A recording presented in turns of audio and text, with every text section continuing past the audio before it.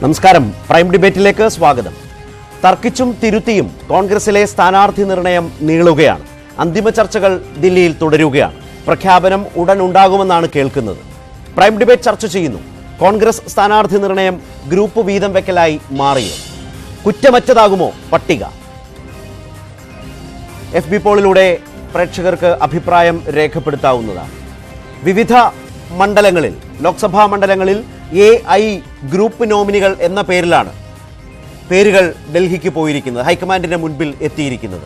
അവിടെ നിന്ന് അതിനനുസരിച്ച് പല മണ്ഡലങ്ങളിലും വീതം വെപ്പിന്റെ സ്വഭാവം അവിടെ നിന്ന് വരുന്ന വിവരങ്ങളിൽ പ്രകടമാണ്. അതില്ലാത്ത ചിലയിടങ്ങളുണ്ട് എന്നത് വേറെ കാര്യം.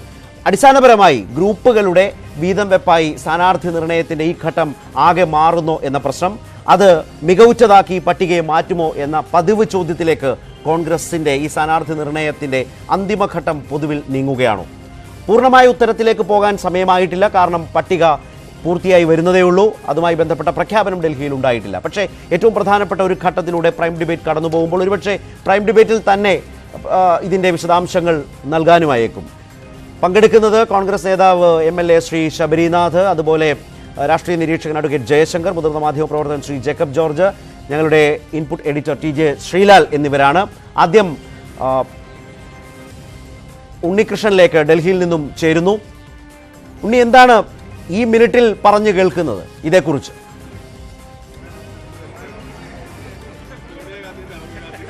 ശരത്, എനിക്ക് പിന്നിലുള്ള സോണിയാഗാന്ധിയുടെ ജൻപത്തിലെ 10-ാം നമ്പർ വസതിയിൽ കേന്ദ്ര തിരഞ്ഞെടുപ്പ് കമ്മിറ്റിയുടെ യോഗം ചേരുകയാണ്. കോൺഗ്രസിന്റെ യോഗത്തിൽ കേരളത്തെ പറ്റിയുള്ള ചർച്ചകൾ 7:45 കൂടി ആരംഭിച്ചു എന്നാണ് മനസ്സിലാക്കാൻ കഴിയുന്നത്. ആദ്യം ഛത്തീസ്ഗഡിലെ ചർച്ചകളാണ് നടന്നത്. അവിടെ നിന്നുള്ള നേതാക്കൾ പുറത്തിറങ്ങി. അതിനുശേഷം ഒരു കേന്ദ്രഭരണ പ്രദേശത്തിലെ ചർച്ചയുണ്ടായിരുന്നു. ആ ചർച്ച പെട്ടെന്ന് തന്നെ പൂർത്തിയായി കാണും. അതിനുശേഷം കേരളത്തിലെ ചർച്ചകൾ തുടങ്ങിയിരിക്കുന്നു. നേതാക്കൾ പങ്കുവച്ചിരിക്കുന്ന പ്രതീക്ഷ ഏതാണ്ട് 1 മണിക്കൂറോളം സ്ലോട്ടാണ് ചർച്ചകൾക്കായി നൽകിയിരിക്കുന്നത് എന്നുള്ളതാണ്. 9 മണിക്ക് മുമ്പ് തന്നെ ചർച്ചകൾ പൂർത്തിയാകുമെന്ന ഒരു ആത്മവിശ്വാസം അവർ പ്രകടിപ്പിക്കുന്നുണ്ട്. വലിയ തർക്കങ്ങൾ ഉണ്ടാകുന്നില്ല എങ്കിൽ. ഇന്നലെയും ഇന്നുമായി ചേർന്ന സ്ക്രീനിംഗ് കമ്മിറ്റിയിൽ പല തലങ്ങളിലായി തന്നെ കൂടിയാലോചനകൾ നടന്നിരുന്നു. അതിനുശേഷമുള്ള ഒരു സാധ്യതാ പട്ടിക തയ്യാറാക്കുകയും ആ പട്ടികയാണ് കേന്ദ്ര തിരഞ്ഞെടുപ്പ് കമ്മിറ്റിയുടെ അംഗീകാരത്തിനായി സമർപ്പിക്കുകയും ചെയ്തിട്ടുള്ളത്. ഇന്നിപ്പോൾ കേന്ദ്ര തിരഞ്ഞെടുപ്പ് കമ്മിറ്റി വലിയ മാറ്റങ്ങൾ ആ പട്ടികയിൽ നിർദ്ദേശിക്കുമോ എന്നതാണ് അറിയാനായുള്ളത്.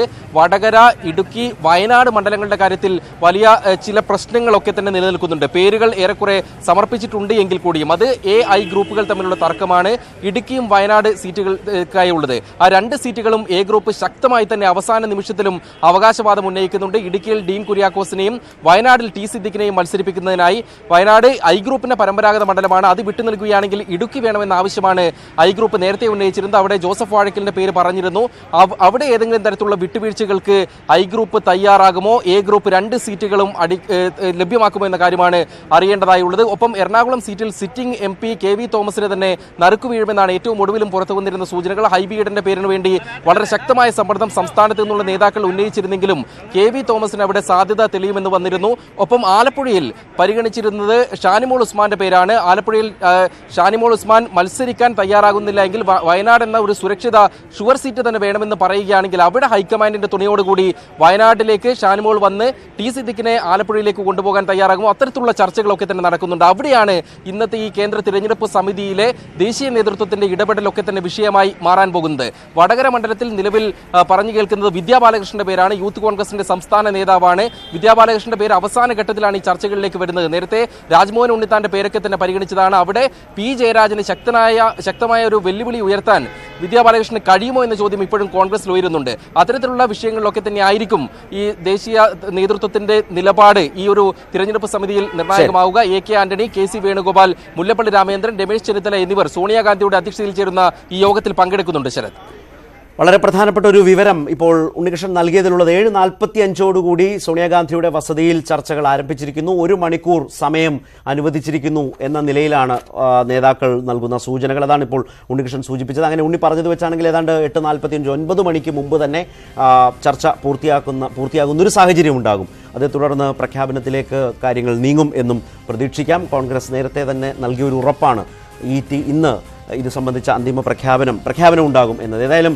ഉണ്ണിയിലേക്ക് തന്നെ അതുമായി ബന്ധപ്പെട്ട കൂടുതൽ വിശദാംശങ്ങളിലേക്ക് പ്രൈം ഡിബേറ്റിൽ പോകാനാകും എന്ന് വിചാരിക്കുന്നു. അതിഥികളിലേക്കും കൂടുതൽ വിശദാംശങ്ങളിലേക്കും ചർച്ചകളിലേക്കുമൊക്കെ പ്രൈം ഡിബേറ്റ് ആരംഭിക്കുകയാണ്. കോൺഗ്രസ് നേതാവ് ശബരിനാഥും ചർച്ചയിൽ പങ്കുചേരുന്നുണ്ട്. ശബരിനാഥിലേക്ക് വരും മുമ്പ് തന്നെ അഡ്വക്കേറ്റ് ജയശങ്കർ, അന്തിമ പ്രഖ്യാപനം വന്നിട്ടില്ല. നിങ്ങളുടെ എല്ലാം പ്രതികരണം ഒന്ന് ശബരിനാഥ് കേൾക്കട്ടെ എന്ന് ഓർത്തുകൊണ്ടാണ് ആദ്യം താങ്കളിലേക്ക് വരുന്നത്. ഈ നിലയിൽ ഇപ്പോൾ പറഞ്ഞു കേൾക്കുന്ന ഒരു പട്ടികയുടെ ഒരു സ്വഭാവം എങ്ങനെയുണ്ട്? പല പേരുകളും മാറി മറിയുന്നു. ഇപ്പോൾ ആലപ്പുഴ ഷാനിമോൾ ഉസ്മാനും വേണ്ട എന്ന നിലയിലുള്ള റിപ്പോർട്ടുകൾ, KC വേണുഗോപാലിന് വേണ്ട എന്ന് പണ്ടേ പറഞ്ഞു കഴിഞ്ഞു. വയനാടാണ് നോട്ടം. അവിടെ എയും ഐയും ഒരുപോലെ നോമിനികളെ വെച്ചിരിക്കുന്നു. വിട്ടു നൽകിയാൽ പകരം ഇടുക്കി തരണം എന്ന നിലയിൽ പരസ്പരം വിലപേശൽ നടക്കുന്നു.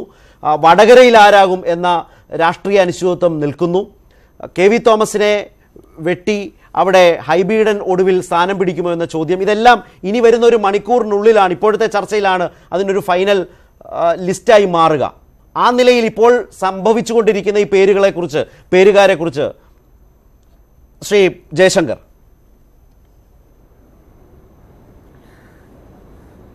അല്ല, ഇതിൽ നമുക്ക് തോന്നുന്ന ഒരു കാര്യം, ഇടതുമുന്നണിയുടെ സ്ഥാനാർത്ഥി പട്ടിക വന്നപ്പോൾ അവർ റിസ്ക് എടുക്കാൻ തയ്യാറായി. കാരണം പല മണ്ഡലങ്ങളിലും റിസ്ക് എടുത്ത് സ്ഥാനാർത്ഥികളെ നിർത്തിയതായിട്ട് നമുക്ക് കാണാൻ കഴിയും. ഇപ്പോൾ പത്തനംതിട്ട സാധാരണ ഇതിൽ ഇടതുപക്ഷത്തിന് വലിയ സ്കോപ്പില്ലാത്തൊരു മണ്ഡലമാണ്. അവിടെ ഒരു സ്ഥാനാർത്ഥിയെ കണ്ടുപിടിക്കാൻ തന്നെ ബുദ്ധിമുട്ടാണ്, പ്രയാസമാണ്. അവിടെ വീണ ജോർജിനെ എന്ന് പറഞ്ഞാൽ നല്ല ഒരു ജനസമ്മതിയുള്ള അല്ലെങ്കിൽ സ്വീകാര്യമായിട്ടുള്ള പ്രസൻറ്റബിൾ ആയിട്ടുള്ള ഒരു കാൻഡിഡേറ്റിനെ കണ്ടുപിടിക്കാൻ അവർക്ക് സാധിക്കും. ആലപ്പുഴ ഇതുപോലെ ഇടതുപക്ഷത്തിന് പ്രാമുഖ്യമുള്ള സീറ്റാണ്. പക്ഷേ അവിടെ കഴിഞ്ഞ 2 തവണയും തോക്കുകയാണ് ചെയ്തത്. അവിടെ KC വേണുഗോപാൽ സ്ഥാനാർത്ഥിയാവും എന്ന പ്രതീക്ഷയിൽ AM ആരിഫിനെ സ്ഥാനാർത്ഥിയാക്കി അവതരിപ്പിക്കാനും അദ്ദേഹത്തിന് പ്രചരണ രംഗത്ത് നല്ലപോലെ മുന്നേറാനും കഴിയും. അതുപോലെ മറ്റ് പല മണ്ഡലങ്ങളിലും നമ്മൾ പ്രതീക്ഷിക്കാത്ത ആളുകളെ സ്ഥാനാർത്ഥികളാക്കാൻ അവർക്ക് സാധിക്കും. ഇപ്പോൾ പൊന്നാനിയിലടക്കം, അല്ലെങ്കിൽ കോഴിക്കോട്ട് പ്രബലനായി MK രാഘവനെതിരായിട്ട് പ്രദീപ് കുമാറിനെ പോലെ ഒരാളെ കണ്ടുപിടിക്കാനും അവതരിപ്പിക്കാനും അവർക്ക് സാധിച്ചു. കൊല്ലത്ത് പ്രേമേന്ദ്രനെതിരായിട്ട് ബാലഗോപാലിനെ കൊണ്ടുവന്നു. അതേ സമയത്ത് തന്നെ സിറ്റിംഗ് MP മാർക്ക് സീറ്റ് കൊടുക്കില്ല എന്നാണ് നേരത്തെ പറഞ്ഞെങ്കിലും PK ബിജുവിനും സമ്പത്തിനും രാജേഷിനും വീണ്ടും സീറ്റ് കൊടുത്തു. കാരണം ജയമാണ്, ജയിച്ചേ തീരൂ എന്ന വാശിയിലാണ് CPM സ്ഥാനാർത്ഥികളെ കണ്ടുപിടിച്ചിട്ടുള്ളത്. ഇവിടുത്തെ സ്ഥിതി എന്താ വെച്ചാൽ, പ്രബലരായ സ്ഥാനാർത്ഥികൾ താല്പര്യമുള്ള ആളുകൾ അല്ലെങ്കിൽ മത്സരിച്ചാൽ ജയിക്കും എന്ന് ഉറപ്പുള്ള ആളുകൾ ആരും മത്സരരംഗത്തേക്ക് വരാൻ തയ്യാറാകുന്നില്ല. ഉമ്മൻചാണ്ടിയാണെങ്കിലും KC വേണുഗോപാലാണെങ്കിലും ആരും മത്സരിക്കാൻ തയ്യാറല്ല. മുല്ലപ്പള്ളി രാമചന്ദ്രൻ പിന്നെ KPCC പ്രസിഡന്റാണ്. പ്രസിഡന്റുമാർ സാധാരണ ലോക്സഭയിലേക്കോ നിയമസഭയിലേക്കോ മത്സരിക്കാറില്ല എന്നൊരു പ്രീസിഡന്റ് അദ്ദേഹത്തിന് ചൂണ്ടിക്കാണിക്കാൻ കഴിയും. മറ്റുള്ളവർക്കൊന്നും അങ്ങനെ യാതൊരു ഒഴികഴിവും പറയാൻ കഴിയില്ല. അങ്ങനെ ഒരു ഉത്തരവാദിത്തത്തോടി ഒരു വെല്ലുവിളി ഏറ്റെടുത്ത് സ്ഥാനാർത്ഥികളാകാനുള്ള ഒരു താല്പര്യക്കുറവ് സംഭവിച്ചിട്ടുണ്ട്. പിന്നെ കോൺഗ്രസ് നമ്മുടെ എപ്പോഴും സാമുദായിക സന്തുലനം പാലിക്കേണ്ടതുണ്ട്, ഗ്രൂപ്പ് സമവാക്യങ്ങൾ നോക്കേണ്ടതുണ്ട്. അത് നമ്മൾ അവർ കുറ്റം പറഞ്ഞിട്ട് കാര്യമില്ല, നമ്മുടെ രാജ്യം ഇങ്ങനെയാണല്ലോ. പക്ഷേ ഇതെല്ലാം കഴിഞ്ഞ് വരുമ്പോൾ ഈ വാർഡിലെ പേട് 18ാം പട്ട ഇങ്ങനെയുള്ള ആളുകളായിരിക്കും സ്ഥാനാർത്ഥിയായിട്ട് വരിക. മൂത്ത നാളികേരം, അതായത് ആട്ടിയാൽ എണ്ണ കിട്ടുന്ന നാളികേരം ഉണ്ടാകാതെ വരികയും വാർഡിൽ 18ാം പട്ട അങ്ങനെയുള്ള പേട്, കുരുട് ഇങ്ങനെയുള്ള സാധനങ്ങളാണ് സ്ഥാനാർത്ഥികളായിട്ട് വരിക. അത് സാധാരണ സംഭവിച്ചുകൊണ്ടിരിക്കുന്ന ഒരു അപകടമാണ് കോൺഗ്രസ്സിൽ. ഇത്തവണ അതുപോലൊരു അപകടത്തിലേക്ക് പോകുന്നതെന്ന് എനിക്ക് തോന്നുന്നു. ഇതിൽ റിസ്ക് എടുത്ത ഒരു സ്ഥാനാർത്ഥി ശ്രീ അടൂർ പ്രകാശും മാത്രമാണ്. കാരണം അദ്ദേഹത്തെ സംബന്ധിച്ചിടത്തോളം നിലവിൽ MLA ആയിരിക്കുന്നു. എന്നാൽ പോലും ആറ്റിങ്ങൽ പോലെ അത്ര വലിയ ജയസാധ്യത ഇല്ലാത്തൊരു മണ്ഡലത്തിൽ, ഇടതുപക്ഷത്തിന് രാഷ്ട്രീയമായിട്ട് വലിയ മുൻതൂക്കമുള്ള മണ്ഡലത്തിൽ അദ്ദേഹം ധൈര്യപ്പെട്ട് സ്ഥാനാർത്ഥിയായിട്ട് നിൽക്കുകയാണ്. അദ്ദേഹത്തിന് അങ്ങനെ നിൽക്കേണ്ട ആവശ്യമൊന്നുമില്ല. പക്ഷേ അദ്ദേഹം ഒരു ഉത്തരവാദിത്വം എന്നുള്ള രീതിയിൽ അവിടെ മത്സരിക്കുകയാണ്. അതുപോലെ K സുധാകരൻ കണ്ണൂർ മത്സരിക്കുന്നു. അതൊക്കെ പ്രബലരായ സ്ഥാനാർത്ഥികളാണ്. ഈ സ്ഥാനാർത്ഥികളാരും മോശക്കാരാണെന്നൊന്നും എനിക്ക് അഭിപ്രായമില്ല. പക്ഷേ ശക്തരായ മാർക്സിസ്റ്റ് സ്ഥാനാർത്ഥികൾക്കെതിരായിട്ട് നല്ല മത്സരം കാഴ്ചവെക്കാൻ ഇവർക്ക് സാധിക്കും. കടുത്ത മത്സരം സംഘടിപ്പിക്കാൻ കഴിയുമെന്നുള്ളത് നമ്മൾ നോക്കേണ്ടത്. ഈ മീനമാസത്തിലെ ചൂടിൽ അല്ലെങ്കിൽ മേടമാസത്തിൽ ഇവർക്ക് വാടി തളരാതെ പണം ചെലവഴിച്ച് പ്രവർത്തകരെ സംഘടിപ്പിച്ച് ഉത്സാഹഭരിതരാക്കി പോളിംഗ് ബൂത്തിൽ കോൺഗ്രസിന് അനുകൂലമായിട്ട് വീഴിക്കാവുന്ന എല്ലാ വോട്ടും വീഴിക്കാൻ പറ്റുമോ എന്നാണ് നമ്മൾ നോക്കേണ്ടത്. ഇപ്പോൾ ഷാനിമോൾ ഉസ്മാൻ്റെ കാര്യം തന്നെ നോക്കുക. ഷാനിമോൾ ഉസ്മാൻ വയനാട്ടിലല്ലാതെ വേറൊരു സ്ഥലത്തും മത്സരിക്കാൻ പറ്റുകയില്ല എന്ന് ശടിക്കുന്നതിൽ യാതൊരു ന്യായവുമില്ല. അവർ ജനിച്ചു വളർന്ന സ്ഥലമാണ് ആലപ്പുഴ. അവർ ആലപ്പുഴക്കാരിയാണ്. ആലപ്പുഴയിൽ ഞാൻ മത്സരിക്കുകയില്ല, എനിക്ക് വയനാട്ടിൽ മാത്രമേ മത്സരിക്കാൻ പറ്റുള്ളൂ എന്ന് പറഞ്ഞേക്കാൾ അപഹാസ്യമായിട്ട് എന്താ ഉള്ളത് ഒന്ന് ആലോചിച്ച് നോക്കൂ. അതുപോലെയല്ലേ, അങ്ങനെ ഒന്നും ഒരു സ്ഥാനാർത്ഥിയും പറയരുത്. ഇപ്പോൾ സിദ്ദിഖിനെ സംബന്ധിച്ചുള്ള ഒരു ചെറുപ്പക്കാരനാണ്, അദ്ദേഹത്തിന് വടകരയിൽ മത്സരിക്കാം, യാതൊരു അപകടവും വരാൻ പോകുന്നില്ല. ശക്തനായ സ്ഥാനാർത്ഥിയാണ്. സിദ്ദിഖിൻ്റെ പേര് സിദ്ദിഖ് അറിയണ്ടേ? സിദ്ദിഖിനെ പോലെ ഒരാളല്ലെങ്കിൽ പിന്നെ ആരാണ് വടകരയിൽ മത്സരിക്കുക? P ജയരാജനെ നേരിടാൻ ഞാൻ തയ്യാർ എന്ന് പറയട്ടെ.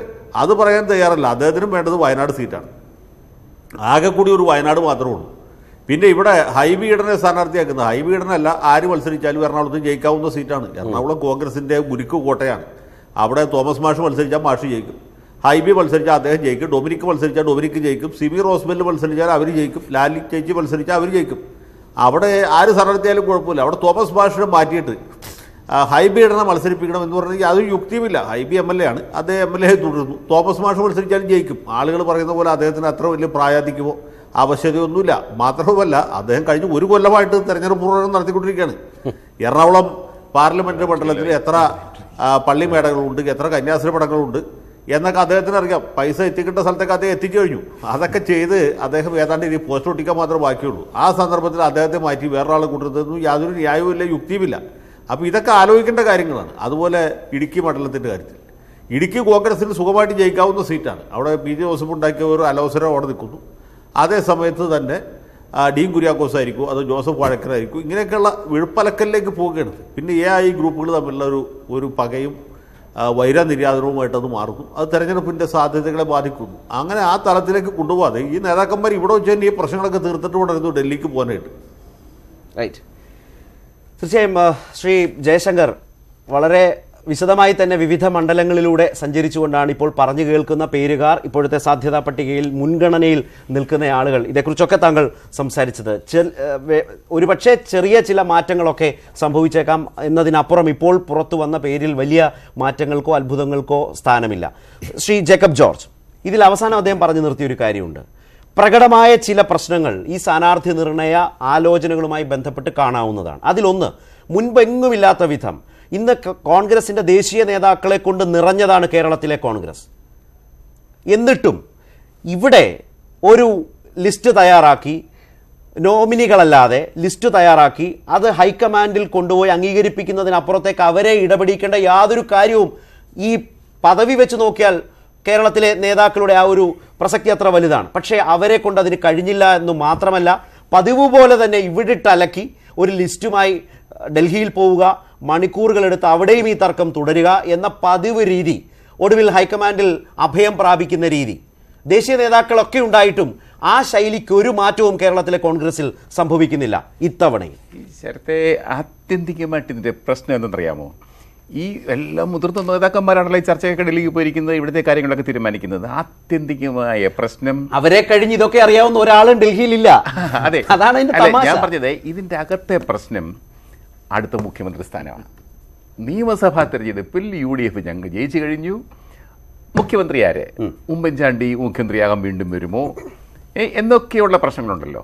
അതുകൊണ്ട് ഉമ്മൻചാണ്ടി സ്ഥാനാർത്ഥിയാവണം. അത് നമ്മൾ ഈ തെരഞ്ഞെടുപ്പ് സമയത്ത് ഇതൊന്നും ആലോചിക്കാതിരിക്കാനുള്ള ഈ നേതാക്കൾ, ശ്രീ ജേക്കബ് ജോർജ്, ആവർത്തിച്ച് പറയുന്ന കാര്യമുണ്ട്. ഇത്തവണ ഒരു റിസ്ക്കും എടുക്കാനാവില്ല, വിജയിച്ചേ പറ്റൂ എന്ന് നേതാക്കൾ ആവർത്തിച്ച് പറയുകയും അതൊന്നും ഈ പ്രവൃത്തിയിൽ കാണാനുമില്ല. ഇല്ല, ഈ സംഘടനാപരമായിട്ട് ഇവരൊക്കെ ഉണ്ടല്ലോ, സംഘടനയെ മറന്നു നേതൃത്വം, കോൺഗ്രസ് നേതൃത്വം. ഇപ്പോൾ നമ്മൾ ഈ കാണുന്ന ഈ അൽഗുലത്തെ ഏർപ്പാടുകൾക്ക് കാരണം സംഘടനയില്ല. ശരത്തെ, ഗ്രാസ് റൂട്ട് ലെവലിൽ കോൺഗ്രസ് എന്ന സംഘടനയില്ല. കുറേ ആൾക്കൂട്ടമേ ഉള്ളൂ, കുറേ നല്ല പിള്ളേരൊക്കെ ഉണ്ട് KSUവിലും യൂത്ത് കോൺഗ്രസിലും ഒക്കെ. പക്ഷെ അവരെയൊക്കെ ഒന്ന് സംഘടിപ്പിച്ച് ഒരു പ്രദേശത്തെ, ഒരു വാർഡിലെ, ഒരു ബൂത്തിലെ നല്ല നേതാക്കന്മാരെ കുറേ പേരെ കണ്ടുപിടിച്ച് ഒന്ന് കൊണ്ടു നടക്കാൻ പറ്റിയ നേതൃത്വം ജില്ലാ തലത്തിലില്ല, മണ്ഡലം തലത്തിലില്ല, കോൺഗ്രസിൻ്റെ സംസ്ഥാന തലത്തിലില്ല. എല്ലാവർക്കും മന്ത്രിയാവണം, MLA ആവണം, മുഖ്യമന്ത്രി ആവണം എന്നല്ലാതെ ഒരു മിനിമം പരിപാടി വെച്ച് ഒരു രാഷ്ട്രീയപരമായി ഒരു കോൺഗ്രസ് പാർട്ടിയെ കെട്ടിപ്പടുക്കാൻ, അതിപ്പോൾ മുല്ലപ്പള്ളി വന്നിട്ട് കുറച്ച് മാസങ്ങളേ ഉള്ളൂ, നമ്മൾ കാര്യം കുറ്റം പറഞ്ഞിട്ട് കാര്യമില്ല. പക്ഷേ കുറേ വർഷങ്ങൾ അദ്ദേഹത്തിന്റെ പരിചയക്കുറവും അതിൽ പ്രകടനമുണ്ട്. അദ്ദേഹം ആദ്യം കയറി പറഞ്ഞു ഫെബ്രുവരി 20 എല്ലാം സ്ഥാനാർത്ഥികളാകും. പക്ഷേ കാര്യത്തോട് അടുത്തപ്പോഴാണല്ലോ അദ്ദേഹത്തിനും കാര്യം മനസ്സിലായത്. ഇപ്പൊ അടൂർ പ്രകാശിന്റെ പേര് ആറ്റിങ്ങൽ കേൾക്കുന്നു. ആറ്റിങ്ങലുകാരൻ ഒരു കോൺഗ്രസ്സുകാരൻ ഇല്ലാത്തത് എന്തുകൊണ്ട്? അതല്ലേ ചോദിക്കേണ്ടത്. ഈ തിരുവനന്തപുരത്തോട് തൊട്ടടുത്ത് കിടക്കുന്ന ഒരു പ്രദേശമാണ് ആറ്റിങ്ങൽ. തിരുവനന്തപുരത്തിന്റെ DCCയുടെ കീഴിൽ വരുന്നതാണ് ആറ്റിങ്ങൽ. KPCC അധ്യക്ഷനും KPCC ഓഫീസിനും തൊട്ടടുത്ത് കിടക്കുന്ന സ്ഥലമാണ് ആറ്റിങ്ങൽ. അവിടെ ഒരു നല്ല ശരത്ചന്ദ്ര പ്രസാദ് ഉണ്ട്, നല്ലൊരു നേതാവല്ലേ. ശരത്തിന് കൊടുത്താൽ എന്താ കുഴപ്പം? അത് ഒക്കെ പ്രശ്നങ്ങളാണ്, ഒക്കെ ഗ്രൂപ്പാണ്. എല്ലാവരുടെയും മനസ്സിൽ ഗ്രൂപ്പേ ഉള്ളൂ, ഗ്രൂപ്പ് മാത്രമേ ഉള്ളൂ. അതുകൊണ്ട് സംഘടനയില്ല, അതുകൊണ്ട് സ്ഥാനാർത്ഥിയില്ല. ശ്രീ ശബരിനാഥ്, തീർച്ചയായും ഈ പട്ടിക വരും മുമ്പ് തന്നെ, സ്ഥാനാർത്ഥികൾ ഫീൽഡ് ചെയ്യും മുമ്പ് തന്നെ ഇത്തരം ഗുരുതരമായ ആക്ഷേപങ്ങൾ നിരന്തരം കേൾക്കേണ്ടി വരുന്നു. അതൊന്നും ആവർത്തിക്കേണ്ട കാര്യമില്ല.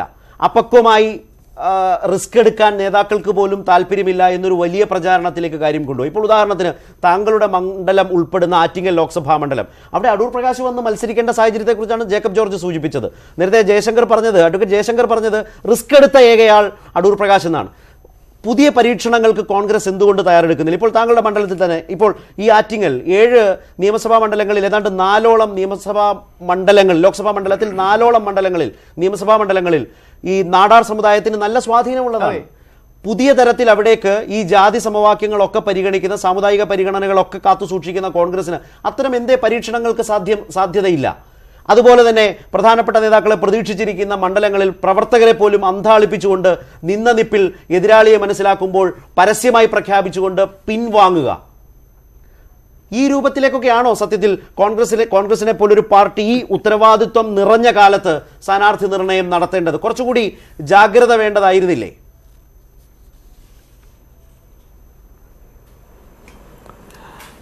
സാധാരണ ഇലക്ഷനുകളേക്കാൾ കൂടുതൽ ഏറ്റവും ഒരു രാഷ്ട്രീയ പ്രാധാന്യമുള്ള ഒരു ഇലക്ഷനാണ് 2019 ലോക്സഭാ ഇലക്ഷൻ. ഈ ഇലക്ഷന് ഏറ്റവും മികച്ച സ്ഥാനാർത്ഥികളെ തന്നെ നിർത്തണം എന്നുള്ള ഒരാശയമാണ് ഇന്ത്യൻ നാഷണൽ കോൺഗ്രസ് എടുത്തിട്ടുള്ളത്. നമുക്കെല്ലാം അറിയാം, കോൺഗ്രസിന്റെ ഒരു ഉപതെരഞ്ഞെടുപ്പായാലും അതല്ലെങ്കിൽ ജനറൽ ഇലക്ഷൻ ആയാലും ലോക്സഭാ ഇലക്ഷൻ ആയാലും വിവിധ തലങ്ങളിൽ ചർച്ച ചെയ്ത് അവസാനം സ്ക്രീനിംഗ് കമ്മിറ്റിയും AICCയുമാണ് ഒപ്പിട്ട് കോൺഗ്രസിന്റെ സ്ഥാനാർത്ഥികളെ നമ്മൾ നിശ്ചയിക്കുന്നത്. നമ്മൾ കഴിഞ്ഞ ലോക്സഭാ ഇലക്ഷന്റെ സമയത്ത് 2014 പോവുകയായിരുന്നെങ്കിൽ, ഇന്നിപ്പോൾ ഇലക്ഷൻ നടക്കുന്നത് 23-ാം തീയതിയാണ്. എപ്പോഴാണ് നമ്മൾ സ്ഥാനാർത്ഥികളെ പ്രഖ്യാപിച്ചത്? കഴിഞ്ഞ നിയമസഭാ ഇലക്ഷൻ. നിങ്ങൾ 2016 നിയമസഭാ ഇലക്ഷനിൽ ഉണ്ടായ പ്രശ്നങ്ങൾ നിങ്ങൾക്ക് ഓരോ ആളുകൾക്കും അറിയാം. അതിൽ നിന്ന് കാര്യങ്ങൾ കോൺഗ്രസ് ഉൾക്കൊണ്ടാണ് എൻ്റെ അഭിപ്രായത്തിൽ ഒരുപക്ഷെ CPM-നെ പോലെ 1-ാം ഘട്ടത്തിൽ ഇലക്ഷൻ വരുമെന്ന് പ്രതീക്ഷിച്ച് നമ്മൾ ആദ്യമേ കയറി സ്ഥാനാർത്ഥികളെ നീക്കില്ല. രണ്ടാമത്തെ പ്രശ്നം, ഇവിടെ നിങ്ങൾ ജയശങ്കർ സാറായാലും അല്ലെങ്കിൽ ശ്രീ ജേക്കബ് ജോർജ് പറയുന്ന ഒത്തിരി വൈരുദ്ധ്യങ്ങളുണ്ട്. അവർ പറയുന്നത് കോൺഗ്രസ് എന്തുകൊണ്ട് സീനിയർ ആളുകളെ നിർത്തുന്നില്ല എന്നാണ് ചോദിക്കുന്നത്. കോൺഗ്രസിൽ നേതാക്കളുടെ ദാരിദ്ര്യമില്ലാത്തത് കൊണ്ടാണ്, മിടുക്കരായിട്ടുള്ള ചെറുപ്പക്കാരുള്ളത് കൊണ്ടാണ്. സാറേ, ഡൽഹി ചർച്ചകളിൽ പങ്കെടുക്കാതെ ഇങ്ങോട്ട് നേരിട്ട് വന്നു എന്നൊരു വാർത്തകൾ ഉണ്ടായിരുന്നു. അതിന് ഡൽഹിയിലൊന്നും വാർത്തയില്ല, നിങ്ങളിവിടെ ഉണ്ടാക്കിയോന്ന് അറിയത്തില്ല. ഞാൻ ഇന്നലെ മിനിയാന്ന് കോൺഗ്രസ് പ്രസിഡന്റിൻ്റെ കൂടെ മുല്ലപ്പള്ളിയും രമേശും ഞങ്ങൾ ഒന്നിച്ചവിടെ പോയി. ഇന്നലെ ചർച്ചകളെല്ലാം നടത്തി. അതെല്ലാം കഴിഞ്ഞതിന് ശേഷം എനിക്ക് ആന്ധ്രയിൽ പോകേണ്ട അത്യാവശ്യം ഉണ്ടായിരുന്നു. അങ്ങോട്ട് പോയി റോസമ്മയാക്കോയുടെ ശവസംസ്കാരത്തിൽ പങ്കെടുക്കേണ്ടതുകൊണ്ട് ഞാൻ ഇനി ഇങ്ങോട്ട് പോകുന്നു.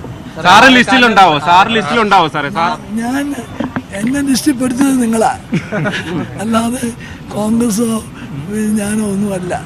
പിന്നെ ഒരു കാരണവശാലും ഞാൻ മത്സരത്തിന് ഇല്ല എന്ന് ഞാൻ നേരത്തെ തന്നെ പറഞ്ഞിട്ടുള്ളതാണ്. ഞാൻ ഇതനുസരിക്കുന്നത് മീറ്റിംഗ് നടന്നുകൊണ്ടിരിക്കുന്നു എന്നാണ്. സാധാരണ വൈകുന്നത് പോലെ വൈകുന്നു എന്നുള്ള ഉത്തരവ്. കാരണം കോൺഗ്രസിന്റെ ലിസ്റ്റ് സാധാരണ 12 മണിക്കാണ് രാത്രി വരുന്നത്. അങ്ങനെ ഒരു കീഴ്വഴക്കൊന്നും മാത്രമേ ഉള്ളൂ, അല്ലാതെ വേറെ കൺഫ്യൂഷൻ തർക്കങ്ങളല്ലല്ലോ. കമ്മിറ്റിയുടെ മുമ്പിൽ ഒന്നിൽ കൂടുതൽ പേരുകൾ വന്നിരിക്കുന്നു എന്നുള്ളതാണ്. അതുപോലെ PJ ജോസഫിന്റെ ഓപ്ഷൻ എങ്ങനെയാണ്? PJ ജോസഫ് സാർ പറഞ്ഞത് അദ്ദേഹത്തെ കൈപ്പത്തി ചിഹ്നത്തിൽ മത്സരിക്കണമെന്ന് കോൺഗ്രസ് ആവശ്യപ്പെട്ടു. അത് പറ്റില്ലെന്ന് അദ്ദേഹം പറഞ്ഞുകൊണ്ടാണ് ആ ലിസ്റ്റിൽ വരാത്തതെന്നാണ് അദ്ദേഹം. സാറിനുമായിട്ടുള്ള ചർച്ചയിലൊക്കെ ഇക്കാര്യം അങ്ങനെയുള്ള പറഞ്ഞിരുന്നോ? അല്ല, PJ ജോസഫ് സാർ ഇടുക്കി നിൽക്കണം എന്നുള്ള ഒരു ആഗ്രഹം ഉണ്ടായിരുന്നു. എല്ലാ പ്രശ്നങ്ങളും പരിഹരിക്കണമെന്നുള്ളതാണ് ആഗ്രഹം കേരള കോൺഗ്രസിലെ. അല്ല, ജോസഫ് സാർ മത്സരിക്കണം എന്നൊരു താല്പര്യം ഉണ്ടായിരുന്നു സാറിന്? അത്തരത്തിലുള്ള ചർച്ചകൾ നടത്തിയിരുന്നോ? ഒരു സമ്മർദ്ദവും ഇല്ല. സമ്മർദ്ദമൊക്കെ മാധ്യമങ്ങളിലുള്ള സമ്മർദ്ദം. സാർ ഇല്ല എന്നുള്ള സ്ഥിരീകരിക്കുകയാണ്. സാർ ലിസ്റ്റിൽ ഉണ്ടാവില്ല എന്ന് ഫൈനൽ സ്ഥിരീകരണം ഒഫീഷ്യലായിട്ട് അവർ പറഞ്ഞു കഴിഞ്ഞല്ലോ, അവിടെ പറഞ്ഞു കഴിഞ്ഞു. ഏറ്റവും വ്യക്തതയുള്ള കാര്യം അദ്ദേഹം ആവർത്തിക്കുന്നത്, ഈ വരാൻ പോകുന്ന പട്ടികയിൽ ഉമ്മൻചാണ്ടി സ്ഥാനാർത്ഥി പട്ടികയിൽ ഉണ്ടാവില്ല. പത്തനംതിട്ടയിലായാലും ഇടുക്കിയിലായാലും ഏത് മണ്ഡലത്തിലായാലും അദ്ദേഹം മത്സരരംഗത്തേക്കില്ല. മറ്റൊരു പ്രധാനപ്പെട്ട കാര്യം അദ്ദേഹം സൂചിപ്പിച്ചത്, ഈ ചില മണ്ഡലങ്ങളുടെ കാര്യത്തിൽ തീരുമാനമാകാത്തതിന് പിന്നിൽ ഒന്നിൽ കൂടുതൽ പേരുകൾ വന്നിരിക്കുന്നത് കൊണ്ടാണ് എന്ന് അദ്ദേഹം തന്നെ സമ്മതിച്ചു, അല്ലെങ്കിൽ അദ്ദേഹം തന്നെ അത് വിശദീകരിച്ച സാഹചര്യവും നിൽക്കുകയാണ്. അതാണ് കേരളത്തിൽ ശ്രീ ശബരിനാഥ് ഒരു തീരുമാനത്തിലെത്താൻ ഇത്രയേറെ പ്രധാനപ്പെട്ട നേതാക്കളൊക്കെ ഉണ്ടായിട്ടും ഇവിടെ തീരുമാനിക്കാൻ കഴിയാതെയാണത് ഡൽഹിയിലേക്ക് നീട്ടിയതെന്നൊരു പ്രശ്നമുണ്ട്. നേരത്തെ താങ്കൾ പറഞ്ഞു വന്ന ഇതാണ്, അഡ്വക്കേറ്റ് ജയശങ്കറിൻ്റെയും ശ്രീ ജേക്കബ് ജോർജിൻ്റെയും വാക്കുകളിൽ പറഞ്ഞ വിശദീകരണങ്ങളിൽ ചില വൈരുദ്ധ്യങ്ങളുണ്ടെന്നാണ്. അതെന്താണ്? വൈരുദ്ധ്യങ്ങൾ എന്ന് പറഞ്ഞാൽ, ആദ്യം നിങ്ങൾ പറഞ്ഞു കോൺഗ്രസിന് മത്സരിക്കാൻ സ്ഥാനാർത്ഥികളില്ല, പഴക്കം ചെന്ന ആളുകളാണ്. അതിനുശേഷം പറയുന്നു ഇവിടെ പറഞ്ഞ പല സ്ഥാനാർത്ഥികളും പ്രഗത്ഭന്മാരാണെന്ന് പറയുന്നു. നിങ്ങൾ പറഞ്ഞതുപോലെ യുവാക്കളും വനിതകളും ഒന്നും ഇല്ലാത്തത് കൊണ്ടല്ല ഇത്തരത്തിലുള്ള പേരുകൾ കേൾക്കുന്നത്. ഏറ്റവും മികച്ച താഴെത്തട്ടിൽ നിങ്ങൾ നേരത്തെ പറഞ്ഞ പോലെ കാൽക്കുലേറ്റഡ് റിസ്ക് എടുത്താണ് പാർട്ടി മുന്നോട്ട് പോകുന്നത്. ഞാനൊരു മറു ചോദ്യം അങ്ങോട്ട് ചോദിക്കാം. ഞാൻ എല്ലാം വിചാരിച്ചത് വടകരയോ കോഴിക്കോടോ ഡിവൈഎഫ്ഐയുടെ ദേശീയ പ്രസിഡന്റായ മുഹമ്മദ് റിയാസ് വരുമെന്ന് വിചാരിച്ചു. ഞാൻ റിയാസിന് ട്രെയിനിൽ പോയപ്പോൾ ചോദിച്ച ഒരു കാര്യമാണ്, നമ്മളൊക്കെ വിചാരിച്ച പേരാണോ ചാലക്കുടിയിൽ വന്നത്? നമ്മളൊക്കെ വിചാരിച്ച പേരുകളാണോ CPM പത്തനംതിട്ടയിൽ വന്നത്?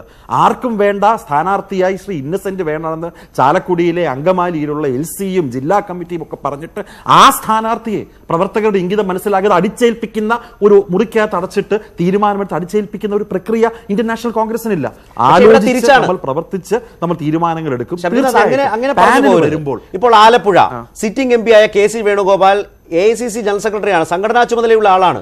അത് പബ്ലിക്കായി പറഞ്ഞ് എതിർ സ്ഥാനാർത്ഥിയും ഫീൽഡ് ചെയ്ത് കഴിഞ്ഞപ്പോൾ ഞാനില്ല എന്ന് പറഞ്ഞു പിൻവാങ്ങുന്നതിന്റെ അർത്ഥം എന്താണ്?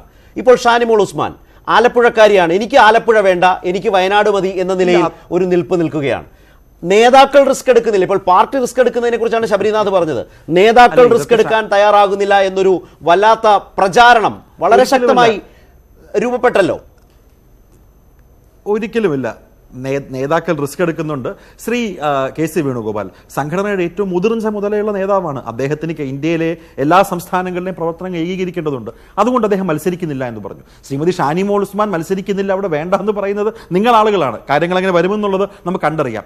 ഇതേ ഒരു ലോജിക്ക് നോക്കുകയാണെങ്കിൽ എനിക്ക് ഓർമ്മയുണ്ട്, സീതാറാം യെച്ചൂരി രാജ്യസഭയിൽ പോകാൻ തീരുമാനിച്ചപ്പോൾ ഇവിടുത്തെ പോളിറ്റ് ബ്യൂറോയിലെ CPM-ലെ ശ്രീ പിണറായി വിജയൻ അടക്കമുള്ള ആളുകൾ പറഞ്ഞത് അദ്ദേഹത്തിന് ഭാരിച്ച ഉത്തരവാദിത്വമുണ്ട്, അദ്ദേഹത്തിനോട് മത്സരിപ്പിക്കേണ്ടെന്നുള്ളതാണ്. അപ്പോൾ CPM ഇത്തരത്തിൽ ഏകപക്ഷീയമായിട്ടുള്ള തീരുമാനങ്ങൾ എടുക്കുമ്പോൾ ഒരു ഡിവൈഎഫ്ഐയിലെ ആൾക്ക് സീറ്റ് കൊടുത്തു. തലമുതിർന്ന താടിയിൽ വെള്ളനിര വന്ന രാജീവേട്ടൻ അടക്കമുള്ള ആളുകളെയാണ് CPM സ്ഥാനാർത്ഥിയാക്കുന്നത്. എത്ര ഡിവൈഎഫ്ഐക്കാർക്ക് അവിടെ സീറ്റ് ഉണ്ട്? എത്ര SFIയിൽ ഒരാൾക്ക് മാത്രമാണ് സീറ്റ് കൊടുത്തത്? വനിതകളുടെ പറഞ്ഞ ഈ അലിഗേഷൻ അല്ലെങ്കിൽ ഇത് ഈ കമ്പാരിസൺ ഈ താരതമ്യത്തിന്റെ സമയമാകുന്നതേ ഉള്ളൂ. തീർച്ചയായിട്ടും റൈറ്റ്, ഞാൻ വരാം. ശ്രീലാൽ, ഇപ്പോൾ ഇന്നൊരു നേതാവിനെ ചർച്ചയുമായി ബന്ധപ്പെട്ട് വിളിച്ചപ്പോൾ പറഞ്ഞത് ഞങ്ങൾക്ക് വലിയ വിജയ സാധ്യതയായിരുന്നു, 15 സീറ്റ് വരെ കിട്ടാം. ഇപ്പോൾ ഞങ്ങളത് പരിശ്രമിച്ച് 10ആക്കിയിരിക്കുകയാണ്. ഇനിയും അത് പരിശ്രമിച്ച് കുറയ്ക്കാനാണ് ഞങ്ങളുടെ നേതാക്കൾ ശ്രമിച്ചുകൊണ്ടിരിക്കുന്നത്. ഒടുവിൽ ഗ്രൂപ്പ് മാനേജർമാരുടെ താല്പര്യത്തിലേക്ക് പല മണ്ഡലങ്ങളും വഴുതി പോവുകയാണ്. രാഹുൽ ഗാന്ധി വന്നപ്പോൾ ഈ ഗ്രൂപ്പ് അടിസ്ഥാനത്തിൽ ഒന്നും പറഞ്ഞ് അവിടെ പോയി നേടിയെടുക്കാനാകില്ല എന്ന് പറഞ്ഞ നേതാക്കൾ പോലും ഏറ്റവും ഒടുവിൽ ഈ ഗ്രൂപ്പിന് വലിയ പ്രാതിനിധ്യമുള്ള ഒരു ലിസ്റ്റുമായിട്ടാണോ ഇപ്പോൾ ഡൽഹിയിൽ ചർച്ച നടത്തിക്കൊണ്ടിരിക്കുന്നത്? ശരത്, ഇവിടെ ഏറ്റവും പ്രധാനപ്പെട്ട പ്രശ്നം ഈ കേന്ദ്ര സമിതി തന്നെയാണ്. ഈ സമിതിയിൽ ഉള്ള ആരൊക്കെയാണ്? സമിതിയിൽ AK ആന്റണി ഉണ്ട്, സമിതിയിൽ KC വേണുഗോപാലുണ്ട്. ഈ രണ്ടുപേരും ഈ ചർച്ചകളിൽ ഭാഗമായി നിന്ന ആൾക്കാരാണ്. അതോടൊപ്പം തന്നെ കേരളത്തിന് ചുമതലയുള്ള ജനറൽ സെക്രട്ടറി മുകുൾ വാസനിക്കാണ് ഈ സമിതിയിലെ മറ്റൊരംഗം, സ്ഥിരമംഗമാണ്. മുൻപ് കേരളത്തിന് ചുമതലയിലുണ്ടായിരുന്ന അഹമ്മദ് പട്ടേലാണ് ആ കമ്മിറ്റിയിലുള്ള 4ാമത്തെ അംഗം. മുൻപ് കേരളത്തിന് ചുമതലയുണ്ടായിരുന്ന ജനറൽ സെക്രട്ടറി മോഹ്സിന കിദ്വായാണ് ആ കമ്മിറ്റിയിൽ 5ാമത്തെ അംഗം. അതായത് കേരളത്തിലെ ഈ മുഴുവൻ നേതാക്കളെയും അവരുടെ ഇതുവരെയുള്ള മുഴുവൻ ചരിത്രവും അറിയാവുന്ന, അവരുടെ കഴിവെല്ലാം അറിയാവുന്ന നേതാക്കളാണ് ഈ കമ്മിറ്റിയിലുള്ളത് മുഴുവൻ. എന്നിട്ടും 7 തുടങ്ങിയ കേരളത്തിന്റെ ചുമതലയുള്ള കേരളത്തിന്റെ സ്ഥാനാർത്ഥി ചർച്ച കമ്മിറ്റി ഇപ്പോഴും നീളുന്നു. ശ്രീ ഉമ്മൻചാണ്ടി തന്നെ പറഞ്ഞല്ലോ ചില മണ്ഡലങ്ങളിൽ ഒന്നിലധികം പേരുകൾ ഉണ്ട് എന്നാണ്. തീർച്ചയായും അത് തന്നെയാണ് ഈ കേരളത്തിൽ ഇത്തവണ ചർച്ച നടന്നത്. മുകുൾ വാസനിക്കെത്തി അവിടെ കേരളത്തിൽ സമിതി ഉണ്ടാക്കി. ആ സമിതി ആദ്യം സമിതിയിലെ ആൾക്കാരുടെ അഭിപ്രായം അറിയാൻ തീരുമാനിക്കുന്നു, പിന്നീട് അത് വേണ്ട എന്ന് തീരുമാനിക്കുന്നു. നേതാക്കൾ ഡൽഹിക്ക് വരട്ടെ, പഴയ മോഡലിൽ ഡൽഹിക്ക് വരട്ടെ എന്ന് തീരുമാനിക്കുന്നു. നേതാക്കൾ ഡൽഹിക്ക് പോകുന്നു, സ്ക്രീനിംഗ് കമ്മിറ്റിയുടെ മുന്നിൽ പോകുന്നു, അവിടെ മാരത്തോൺ ചർച്ചകൾ നടത്തുന്നു. ഇതിനെല്ലാം ഒടുവിലും ഏറ്റവും ഒടുവിൽ നമ്മൾ കേൾക്കുന്ന പേരുകൾ വെച്ച് നോക്കുകയാണെങ്കിൽ ഗ്രൂപ്പിന്റെ അടിസ്ഥാനത്തിലുള്ള വീതം വയ്ക്കൽ തന്നെയാണ്. അതും ഗ്രൂപ്പിന്റെ അടിസ്ഥാനത്തിൽ ഇപ്പോൾ ഇടുക്കി അങ്ങോട്ട് തരാം, വയനാട് ഇങ്ങോട്ട് വേണം എന്നുള്ള ആലോചനയാണ്. അതിന് ഏറ്റവും ഒടുവിൽ അല്ല, പാലക്കാട് അങ്ങോട്ട് കിട്ടി, അതുകൊണ്ട് തന്നെ ഇടുക്കിയും വയനാടും ഇങ്ങോട്ട് വേണം. ഇതിനൊടുവിലാണ് ഷാനിമോൾ ഉസ്മാൻ പോലുള്ള ആൾക്കാർ പറയുന്നത് എനിക്ക് വിജയസാധ്യതയുള്ള മണ്ഡലം വേണമെന്ന്. ഷാനിമോൾ ഉസ്മാനെ മത്സരിപ്പിക്കാൻ ആലോചിച്ചത് ആലപ്പുഴയിലാണ്. ആലപ്പുഴയിൽ ജയസാധ്യത ഇല്ല എങ്കിൽ അത് KC വേണുഗോപാലിന്റെ കുഴപ്പമാണ്, അല്ലാതെ ആലപ്പുഴയിൽ, കാരണം ആലപ്പുഴ കോൺഗ്രസിന്റെ സിറ്റിംഗ് മണ്ഡലമാണ്. ആ സിറ്റിംഗ് മണ്ഡലത്തിൽ ജയസാധ്യത ഇല്ലാതെ പോവുകയാണെങ്കിൽ അതിന് ഉത്തരവാദിത്തം പറയേണ്ടത് KC വേണുഗോപാലാണ്, അതിന് ഉത്തരവാദിത്തം പറയേണ്ടത് പാർട്ടിയാണ്. അപ്പോൾ അങ്ങനെയുള്ള തെരഞ്ഞെടുപ്പുകൾ എതിരെ പറയുമ്പോൾ ഇത് ഏറ്റവും നിർണായക തെരഞ്ഞെടുപ്പാണ്. ഇവിടെ ഏറ്റവും പ്രധാനപ്പെട്ട സ്ഥാനാർത്ഥികൾ വേണം. വടകരയിലേക്ക് വന്നു കഴിഞ്ഞാൽ വടകരയിൽ ആദ്യം ഒരു സ്ഥാനാർത്ഥിയെ പോലും ഇല്ലായിരുന്നു. അഭിജിത്തിനെ ഇടയ്ക്ക് ആലോചിച്ചു, അത് കഴിഞ്ഞപ്പോൾ KK രമയ്ക്ക് പിന്തുണ നൽകാമെന്ന് തീരുമാനിച്ചു. അപ്പോഴാണ് പുതിയ ഒരു പ്രതിസന്ധി മുന്നിൽ വന്നത്. KK രമയ്ക്ക് BJPയും പിന്തുണ നൽകി കഴിഞ്ഞാൽ എന്താകും സ്ഥിതി? അപ്പോൾ BJPയും കോൺഗ്രസും ഒരു സ്ഥാനാർത്ഥിക്ക് പിന്തുണ നൽകുന്നു എന്നുള്ള ആരോപണം ഉണ്ടാകും, ആക്ഷേപം ഉണ്ടാകുമെന്ന് വന്നപ്പോഴാണ് എന്നാൽ പിന്നെ ഒരു സ്ഥാനാർത്ഥി ഇന്ന് രാവിലെ മുല്ലപ്പള്ളി രാമചന്ദ്രനാണ് അദ്ദേഹത്തോടൊപ്പം ഇപ്പോൾ എപ്പോഴും സഞ്ചരിക്കുന്ന രാജ്മോഹൻ ഉണ്ട് തൻ്റെ പേര് അവിടെ വെക്കുന്നത്. ഇതിനിടയിലാണ് ഇപ്പോൾ ഏറ്റവും ഒടുവിൽ പുതിയ പേര് വിദ്യാ ബാലകൃഷ്ണന്റെ പേര് വന്നിരിക്കുന്നു. ഇങ്ങനെ ഒരു പ്രധാനപ്പെട്ട മത്സരം നടക്കുന്ന മണ്ഡലത്തിൽ പോലും ആരെ മത്സരിപ്പിക്കണമെന്ന് ആലോചിച്ചുറപ്പിച്ച് അല്ല കേരളത്തിൽ ഇത്തവണ പോയിരിക്കുന്നത്. അത് തന്നെയാണ് ഈ വൈകാൻ കാരണവും. ഇവിടെ അഡ്വക്കേറ്റ് ജയശങ്കർ, ഈ വിജയസാധ്യത വിന്നബിലിറ്റി മാത്രമാണ് ഇത്തവണ ഉള്ളത്, അതിനാണ് മുൻതൂക്കം എന്നാണ് ആവർത്തിച്ച് നേതാക്കൾ പറഞ്ഞത്. ആ ഒരു ഘടകത്തിൽ വെള്ളം ചേർക്കുന്ന നിലയിലേക്കാണോ ഈ പട്ടിക മാറുന്നത്? ഉദാഹരണത്തിന് ഈ വടകര അടക്കം അവിടെ അടക്കം വന്നിട്ടുള്ള ഈ ആലോചനകളുടെ പോക്ക് ഇന്ന് സാധാരണ മാധ്യമപ്രവർത്തകർ എന്ന നിലയിൽ നേതാക്കളോടൊക്കെ ഫോണിലൊക്കെ സംസാരിക്കുമ്പോൾ ഒരു നേതാവ് പറഞ്ഞത് ആത്മഹത്യാപരമായ തരത്തിലാണ് പല പേരുകളും ഇപ്പോൾ പറഞ്ഞു കേൾക്കുന്നത് എന്നാണ് ഡൽഹിക്ക് പോകാത്തൊരു നേതാവ് ഇവിടെ ഇരുന്ന് പറഞ്ഞത്. നേരത്തെ ശ്രീ KV തോമസിനെ കുറിച്ച് പറഞ്ഞപ്പോൾ ഞങ്ങളുടെ പ്രതിനിധി ശ്രീനാഥ് ഈ തെരഞ്ഞെടുപ്പ് കാലത്ത് അദ്ദേഹവുമായി ഒരു ചർച്ച നടത്തി, കുമ്പളങ്ങിയിൽ പോയി. അന്ന് അദ്ദേഹം പറയണ്ടായി, എനിക്ക് നന്നായി ചൂണ്ടയിടാൻ അറിയാം, ഞാൻ ചൂണ്ടയിട്ടാൽ അതിൽ കൊത്തും. അപ്പോൾ കുമ്പളങ്ങിക്കാർ അദ്ദേഹത്തെ കൊണ്ട് തന്നെ ചൂണ്ടയിടിക്കുമായിരുന്നു അത്രേ, ചൂണ്ടയിൽ മീൻ കൊത്തും എന്നുള്ളതുകൊണ്ട്. അതുകൊണ്ട് തന്നെ ഏത് പേര് വന്നാലും എങ്ങനെ ചൂണ്ടയിട്ട് കൊത്തിക്കണം എന്നറിയാവുന്നയാളാണ് താങ്കൾ പറഞ്ഞ പോലെ KV തോമസ്. കുമ്പളങ്ങിയിലെ തിരുതയ്ക്ക് ഇന്നും നല്ല ടേസ്റ്റ് തന്നെ ആവാം. KV തോമസ് ഉണ്ടായിരുന്നു. അതെ, ബിയുടെ പേര് സജീവമായ ശേഷം KV തോമസ് ഡൽഹിയിൽ ഉണ്ടായിരുന്നു 2 ദിവസം. ഇപ്പോഴും ഒരുപക്ഷെ അദ്ദേഹം ഡൽഹിയിലാണ്. അതെ, അദ്ദേഹത്തിന്റെ പേര് പട്ടികയിൽ വരികയും ചെയ്യും. അതെ, അങ്ങനെയൊക്കെ സംസ്ഥാനത്ത് ആഗ്രഹിക്കുന്നവരുണ്ടാവാം. KV തോമസ് ആ രൂപത്തിൽ തന്നെ വീണ്ടും വളരെ സജീവമായി സ്ഥാനാർത്ഥിത്വം നേടിയെടുത്തേക്കാം. ഇവിടെ ഈ വിജയസാധ്യത എന്നതിൽ വെള്ളം ചേർക്കുന്ന നിലയിലാണോ കോൺഗ്രസ് ഇപ്പോൾ ഈ കാര്യങ്ങൾ ആലോചിക്കുന്നത്? വടകരയടക്കം ഇപ്പോൾ സൂചിപ്പിച്ചതുപോലെ.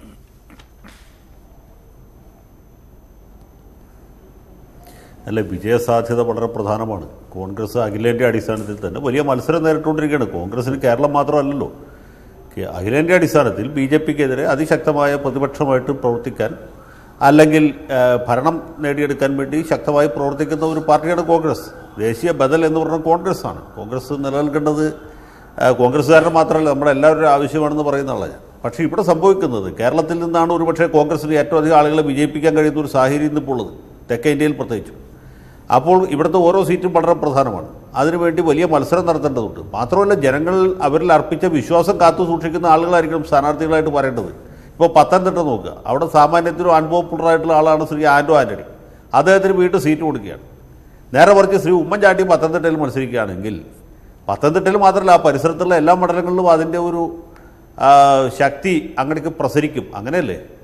അടുത്ത പ്രധാനപ്പെട്ട നേതാക്കന്മാർ മത്സരിച്ചാലും കൂടുതലുണ്ട്. ശ്രീ VM സുധീരൻ തൃശ്ശൂർ മത്സരിക്കുകയാണെങ്കിൽ, മുല്ലപ്പള്ളി രാമചന്ദ്രൻ വടകരയിലും, KC വേണുപോലെ ആലപ്പുഴയിലും മത്സരിക്കുന്നു. അങ്ങനെയാണെങ്കിൽ അതുണ്ടാക്കുന്ന ഒരു ഊർജ്ജം എന്ന് പറഞ്ഞാൽ വളരെ കൂടുതലായിരിക്കും. അതാണ് ഞാൻ പറഞ്ഞത്. അല്ലാണ്ട് വളരെ വയസ്സായ വായിലെ പല്ലുപോയ ആളുകൾ തന്നെ സ്ഥാനാർത്ഥിയായിട്ട് കിടന്ന എനിക്ക് അഭിപ്രായമില്ല. ആ കൂട്ടത്തിൽ ചെറുപ്പക്കാരെ നിർത്തണം. ഈ യുവത്വവും പരിചയസമ്പത്തും അതിൻ്റെ ഒരു അനുപാതത്തിൽ തന്നെ വേണം. എല്ലാം യുവാക്കളായി പോകരുത്, ഒരു പിള്ളേർ കളിയാണ് എന്ന് തോന്നലുണ്ടാവരുത്. അതേസമയത്ത് വനിതകൾക്ക് പ്രാതിനിധ്യം നൽകണം. വനിതകൾക്ക് കൊടുക്കുമ്പോഴും ജയസാധ്യതയുള്ള സീറ്റ് കൊടുക്കരുതെന്നല്ല ഞാൻ പറഞ്ഞത്. പക്ഷേ അവർ ഫൈറ്റ് ചെയ്ത് കയറി വരാൻ പറ്റിയ ആളുകളായിരിക്കണം. അല്ലാണ്ട് വനിതകൾക്ക് എണ്ണം കൊടുക്കുന്നു, അതിന് കുറേ സ്ഥാനാർത്ഥികൾ കഴിഞ്ഞ തെരഞ്ഞെടുപ്പിലൊക്കെ നമുക്കറിയാലോ, ഈ കോൺഗ്രസ് കുറേ സ്ത്രീകൾക്ക് സീറ്റ് കൊടുത്തു. ആരും ജയിക്കില്ല. ജയിക്കാൻ പറ്റാത്ത സീറ്റുകൾ നോക്കിയാണ് അവർക്ക് കൊടുക്കുന്നത്. ഷൊർണൂർ മണ്ഡലം അല്ലെങ്കിൽ ശ്രീകൃഷ്ണപുരം, ഇങ്ങനെ ചില മണ്ഡലങ്ങളുണ്ട്. ഒറ്റപ്പാലം, ഈ ഷാനിമോൾ ഉസ്മാനെ തന്നെ ഒറ്റപ്പാലത്ത് കൊണ്ട് മത്സരിപ്പിച്ചു. ഞാൻ ഈ ഷാനിമോളെ എനിക്കറിയാം, ഞാൻ അവരെ വിളിച്ചു പറഞ്ഞു, ഒറ്റപ്പാലത്ത് പോയി മത്സരിക്കില്ലേ, നിങ്ങൾക്ക് ഒറ്റപ്പാലത്തിൻ്റെ ലാറ്റിറ്റ്യൂഡും ലോഞ്ചിറ്റ്യൂഡും അറിയാൻ പാടില്ലല്ലോ, അവിടെ പോയിട്ട് എന്ത് ചെയ്യാനുണ്ട്? അവർ പറഞ്ഞില്ല, എനിക്കൊരു സീറ്റ് കിട്ടിയതാണ്. 140ാമതായിട്ട് പ്രഖ്യാപിച്ച മണ്ഡലമാണ് ഒറ്റപ്പാലം, അതുകൊണ്ട് ഞാൻ അങ്ങോട്ട് പോവുകയായിരുന്നു. ശരി എന്ന് ഞാനും പറഞ്ഞു. വോട്ടെണ്ണി കഴിഞ്ഞപ്പോൾ അവർ വളരെ വലിയ വ്യത്യാസത്തിലാണ് തോറ്റത്. കോൺഗ്രസ് ഫീൽഡ് ചെയ്ത വനിതാ സ്ഥാനാർത്ഥികളൊക്കെ വലിയ വ്യത്യാസത്തിൽ തോക്കുന്നത് എന്തുകൊണ്ടാണ്? ജയിക്കാൻ ഒരു സാധ്യതയില്ലാത്ത സീറ്റാണ് ഇവർ കൊടുക്കുന്നത്. ആട് കടിക്കാത്ത സീറ്റുകളാണ്. നമ്മുടെ ആടിൻ്റെ സ്വഭാവം അറിയുമ്പോൾ എന്ത് ഇലയും ആട് കടിക്കും. മുരിക്കിൻ്റെ ഇലയാണെങ്കിൽ പോലും ഒരു കടി കടിക്കും. ആട് പോലും കടിക്കാത്ത ചില സംഗതികളുണ്ട്. അതിൽപ്പെട്ട സീറ്റുകളാണ് ഈ വനിതാ സ്ഥാനാർത്ഥികൾക്ക് കൊടുക്കുക. ആലത്തൂർ മണ്ഡലം, ഞാനൊരു ഉദാഹരണം പറയാം. ആലത്തൂർ എന്തുകൊണ്ടാണ് ഒരിക്കലും LDF എല്ലായ്പ്പോഴും ജയിക്കുന്നതുകൊണ്ട്, UDF ഒരിക്കലും ജയിക്കാത്തതുകൊണ്ടാണ്. ഒരിക്കലും അവർ ജയിക്കാവുന്ന ഒരാളെ കണ്ടെത്തുകയോ അവിടെ ഫീൽഡ് ചെയ്യുകയോ ചെയ്യില്ല. ഏറ്റവും അവസാനം 19 മണ്ഡലങ്ങൾ തീരുമാനിച്ച് കഴിയുമ്പോഴേക്കും ആലത്തൂർ എന്ന് പറഞ്ഞൊരു മണ്ഡലം ഉണ്ടല്ലോ, അവിടെ ആരെങ്കിലും നിൽക്കേണ്ടത്. അപ്പോൾ ഏതെങ്കിലും ഒരു ഭാഗ്യാന്വേഷി വരും, അവരുടെ പിടിലേക്ക് വെച്ച് കൊടുക്കും. മിക്കവാറും വനിതാ സ്ഥാനാർത്ഥിയായിരിക്കും. ആ സ്ഥാനാർത്ഥി അവിടെ ചെല്ലുമ്പോഴേ മുമ്പ് തന്നെ അയാളുടെ പരാജയം ഉറപ്പായിട്ടുണ്ടാവും. കാലത്ത് 8 മണിക്ക് വോട്ടെണ്ണി തുടങ്ങിയ 8:15 അയാളുടെ പരാജയം ഉറപ്പാവും. കാരണം എന്താ? അവിടെ ആളുകളില്ലാത്തതുകൊണ്ടല്ല.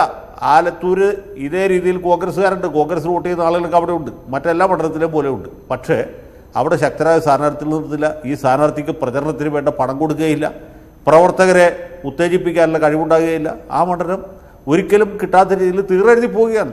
അതുകൊണ്ട് PK ബിജു അത്ര ശക്തനായ സ്ഥാനാർത്ഥിയാകൊണ്ടല്ല. PK ബിജുവിൽ ആര് തന്നെയായാലും CPM ജയിക്കും. CPMന് ചെറിയൊരു അടിച്ചുള്ള മണ്ഡലമാണ്, പക്ഷേ CPMന് തീരെഴുതിയ മണ്ഡലമല്ല. വടകര പോലെയോ കോഴിക്കോട് പോലെയോ CPMന് ഉറപ്പുള്ള മണ്ഡലമല്ല ആലത്തൂർ. ആലത്തൂരിൽ സ്ഥിരമായിട്ട് കോൺഗ്രസ് സ്ഥാനാർത്ഥികൾ തോക്കുകയാണ്, അല്ലാണ്ട് CPM സ്ഥാനാർത്ഥി ജയിക്കല്ല. അപ്പോൾ ഇങ്ങനെയൊക്കെയുള്ള കാര്യങ്ങൾ മനസ്സിലാക്കാൻ എന്തെങ്കിലും ശ്രമം നടത്തണ്ടേ, എന്നിട്ട് വേണ്ടേ? അപ്പോൾ അതൊരിക്കലും ചെയ്യുകയില്ല. വടകരയിൽ തന്നെ ശ്രീ മുല്ലപ്പള്ളി നിന്നുകൊണ്ടാണ് ജയിച്ചത്. കേരളത്തിൽ CPMന് ഏറ്റവും ഉറപ്പുള്ള മണ്ഡലമാണ് വടകര. അപ്പോൾ വടകരയിൽ മുല്ലപ്പള്ളി നിന്നുകൊണ്ടും പിന്നെ RMP ഉണ്ടാക്കിയ പ്രശ്നങ്ങൾ, കൊലപാതക രാഷ്ട്രീയം അടക്കമുള്ള വിഷയങ്ങൾ ഉണ്ടായിരുന്നുകൊണ്ടാണ് കഴിഞ്ഞ 2 തവണയും ജയിച്ചത്. അപ്പോൾ ഇത്തവണ മുല്ലപ്പള്ളി മാറുന്നു, നമുക്ക് മനസ്സിലാക്കാം. KPCC പ്രസിഡന്റാണ്, ഇനിയും മത്സരിക്കുന്നത് ശരിയല്ല. അവിടെ അതിഭയങ്കരനായ സ്ഥാനാർത്ഥിയാണ്, അതിശക്തനല്ല അതിഭയങ്കരനായ സ്ഥാനാർത്ഥിയാണ് CPM നിർത്തിയിരിക്കുന്നത്, ജയരാജനാണ്. അപ്പോൾ ജയരാജനോട് ഏറ്റുമുട്ടാൻ അതൊരു അന്തസ്സിൻ്റെ പ്രശ്നമല്ലേ? ജയരാജൻ്റെ മുമ്പിലേക്ക് ഏതെങ്കിലും ഒരു സ്ഥാനാർത്ഥിയെ കഴുത്തിന് പിടിച്ച് തള്ളി, ഇതാ ഞങ്ങളുടെ സ്ഥാനാർത്ഥി, പിടിച്ചോ, നിങ്ങൾ ഫൈറ്റ് ചെയ്ത് ജയിച്ചോ എന്ന് പറഞ്ഞാൽ ജയശങ്കർ, ഈ പറഞ്ഞു കേൾക്കുന്ന 2 പേരുകാരുണ്ടല്ലോ, വടകരയിൽ മത്സരിക്കുന്നു. അടുത്ത ജയശങ്കർ, വടകരയിലേക്ക് പാർട്ടി ഇപ്പോൾ പ്രസിഡന്റ് ആഗ്രഹിക്കുന്നത് രാജ്മോഹൻ ഉണ്ണിത്താനെ, അതുപോലെ തന്നെ കോഴിക്കോട്ടെ കൗൺസിലറായ വിദ്യാ ബാലകൃഷ്ണൻ, ജയരാജനെതിരായി കോൺഗ്രസ് ആലോചിക്കുന്നത് ഈ പേരുകാരെയാണ് ഇപ്പോൾ.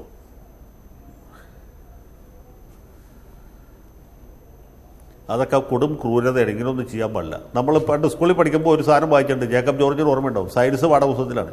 പെൻഗുരുവോ മറ്റോണ് ഈ കടൽപ്പുലി എന്ന് പറഞ്ഞൊരു സാധനം കടലിലുണ്ടാവും. അത് കടലിൽ ഈ സാധനം ഉണ്ടോ എന്ന് അറിയാനായിട്ട് പെൻഗുരുകളെല്ലാം കൂടി ചേർന്ന് ഒരു പെൻഗുരു പിടിച്ച് തള്ളിയാൻ കിടക്കിടും. അപ്പോഴേ കടൽപ്പുലി വന്നതിനെ തിന്നു കഴിഞ്ഞാൽ അപ്പോൾ മനസ്സിലായി കടൽപ്പുലി ഇടതായിരിക്കും, ഇവർ തിരിച്ചു പോകും. നേരെ മറിച്ച് പെൻഗുൻ വെള്ളത്തിൽ നീന്തി പോവുകയാണെങ്കിൽ ബാക്കി പെൻഗുരു ഇറങ്ങി നീന്തും എന്ന് പഠിച്ചിട്ടുണ്ട് എന്ന് പറഞ്ഞ പോലെയാണ്. ഇത് ഒരാളെ കൊടുത്ത് അങ്ങോട്ട് തള്ളിയിടുകയാണ്, ആ പിടിച്ചോ, ജയരാജനെ പിടിച്ച് തിന്നാൻ പറ്റിയ ഒരു സ്ഥാനാർത്ഥി. അങ്ങനെ ഒന്നും ചെയ്യരുത്. ഇതൊക്കെ കൊടും ക്രൂരകൃത്യമാണ്, മനുഷ്യാവകാശ ലംഘനമാണ് ഇങ്ങനെയുള്ള സ്ഥാനാർത്ഥികളൊക്കെ പരീക്ഷിക്കുന്നത്. അല്ല, അങ്ങനെ പറയാമോ? ഇപ്പോൾ എപ്പോഴും പറയാറില്ലേ, തലശ്ശേരിയോട് ഏറ്റുമുട്ടിയ ആളാണ് രാജ്മോഹൻ ഉണ്ണിത്താൻ. ഈ കോൺഗ്രസ് പ്രവർത്തകരെ മുമ്പ് താങ്കൾ പറഞ്ഞ ത്രസിപ്പിക്കുന്ന ആളാണ്. മോശമാണോ?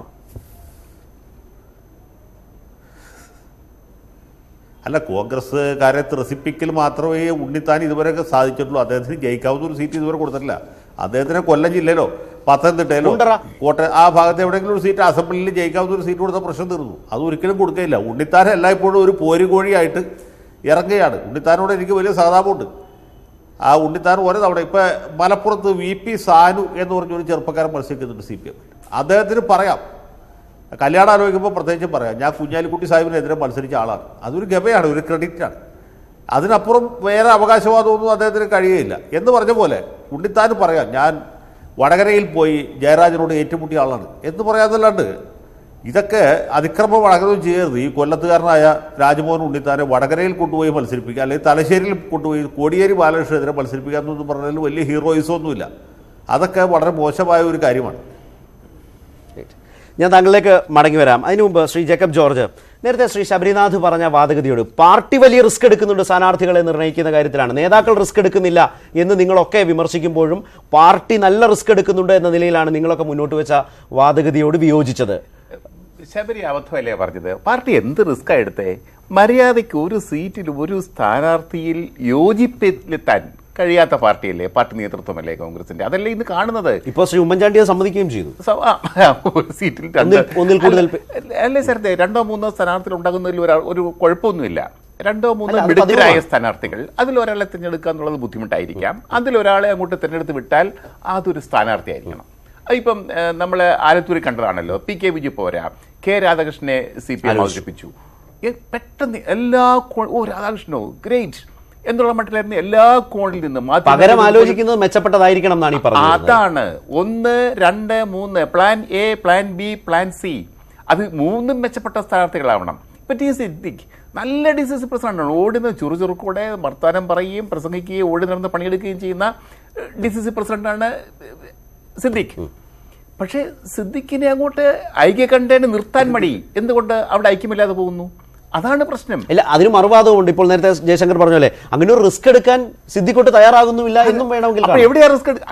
അതെ അതെ, പക്ഷെ എവിടെയാണ്, ആരാ റിസ്ക് എടുക്കുന്ന ഇതിനകത്ത്? അബ്ദുൽ മജീദ് ഈ പറഞ്ഞതുപോലെ വേറൊരു സ്ഥാനാർത്ഥി വയനാട് പറഞ്ഞു കേൾക്കുന്നത് നല്ല സ്ഥാനാർത്ഥിയാണ്. കാരണം ഉണ്ടല്ലോ, അദ്ദേഹത്തിന് ഒരു മുസ്ലിം സമുദായങ്ങളുടെ പിന്തുണയുണ്ട്. അവിടെ ഷാനിമോൾ ഉസ്മാൻ ചെന്നാൽ ക്ലച്ച് പിടിക്കുകയില്ല. അതാണ് സ്ഥിതി. ഷാനിമോൾ ഉസ്മാൻ ഒരു റൂട്ടും കിട്ടത്തില്ല. അതൊരു പാവം ഈ ലോകത്ത് ഷാനിമോൾ ഉസ്മാൻ മാത്രം അറിയാൻ മേല. അവിടുത്തെ ഒരു എനിക്ക് തോന്നുന്നു ഷാനിമോൾ ഉസ്മാനും രാജ്മോഹൻ ഉണ്ണിത്താനുമാണ് തോന്നുന്നു കോൺഗ്രസ് സ്ഥാനാർത്ഥി പട്ടികയിലെ എക്കാലത്തെയും ദേശാടന പട്ടിക. എല്ലാ ജില്ലകളിലും ഇങ്ങനെ ആദ്യം കഴിഞ്ഞ കാസർഗോഡ് കൊടുത്തതാ. അവസാനം ഷാനിമോൾ അത് ഷാഹിദ കമാൽ കൊല്ലത്തുനിന്ന് അങ്ങോട്ട് പോയി അവിടെ പോയി മത്സരിച്ചു. ഒരു വനിതയെ ഉൾപ്പെടുത്തണം, നേരത്തെ അടുത്ത ജയശങ്കർ പറഞ്ഞ പോലെ ഏതെങ്കിലും ഒരു വനിതയെ ഉൾപ്പെടുത്തണം എന്ന് പറഞ്ഞ് ഏറ്റവും അവസാനം കാസർഗോഡേക്ക് പറഞ്ഞിരിക്കുന്നു. അതെ അതെ, അല്ല വനിതയെ നിർത്താൻ വേണ്ടി ഒരു സീറ്റ് അതൊരു നഷ്ടമല്ലേ? ആ വയനാട് സീറ്റ് കോൺഗ്രസിന് കിട്ടുന്ന സീറ്റാണത്. പക്ഷേ അവിടെ കൊണ്ട് ഒരു തെറ്റായ സ്ഥാനാർത്ഥിയെ നിർത്തിയാൽ തീർച്ചയായിട്ടും കോൺഗ്രസ് സ്ഥാനാർത്ഥി പരാജയപ്പെടും. ഒരു സിമ്പിൾ ബാലപാഠമാണ്. ശരിക്കും റിസ്കിന്റെ കാര്യം ഞാൻ പറഞ്ഞത്, കോൺഗ്രസ് പല മണ്ഡലങ്ങളിലും ആവശ്യത്തിന് ഗ്രഹപാഠം ചെയ്തിട്ടില്ല. അതാണ് കോൺഗ്രസ് ശബരിനാഥ്, ഇതാണ് ഇവരുടെ അനുഭവ സമ്പത്തിൽ നിന്ന് ഇവർ ആവർത്തിക്കുന്ന വിമർശനം. ഒന്നും ഞാനായി ആവർത്തിക്കേണ്ട കാര്യമില്ല, അത് പരിഗണിക്കേണ്ടത് തന്നെയാണ് എന്ന് സംഭവിച്ചത് പലതും കാണുമ്പോൾ ആർക്കും തോന്നും. പതിവില്ലാത്ത വിധമാണ് ഇവിടെ കാര്യങ്ങൾ സംഭവിച്ചത്. പാർട്ടിയുടെ റിസ്കിനെ കുറിച്ച് ശബരിനാഥ് പറയുമ്പോൾ മുതിർന്ന നേതാക്കളടക്കം റിസ്ക് എടുക്കാൻ തയ്യാറല്ല എന്ന് പല തവണ അവർ ബോധ്യപ്പെടുത്തിയതാണ്, പരസ്യമായി തന്നെ, പാർട്ടി കമ്മിറ്റിയിലല്ലല്ലോ.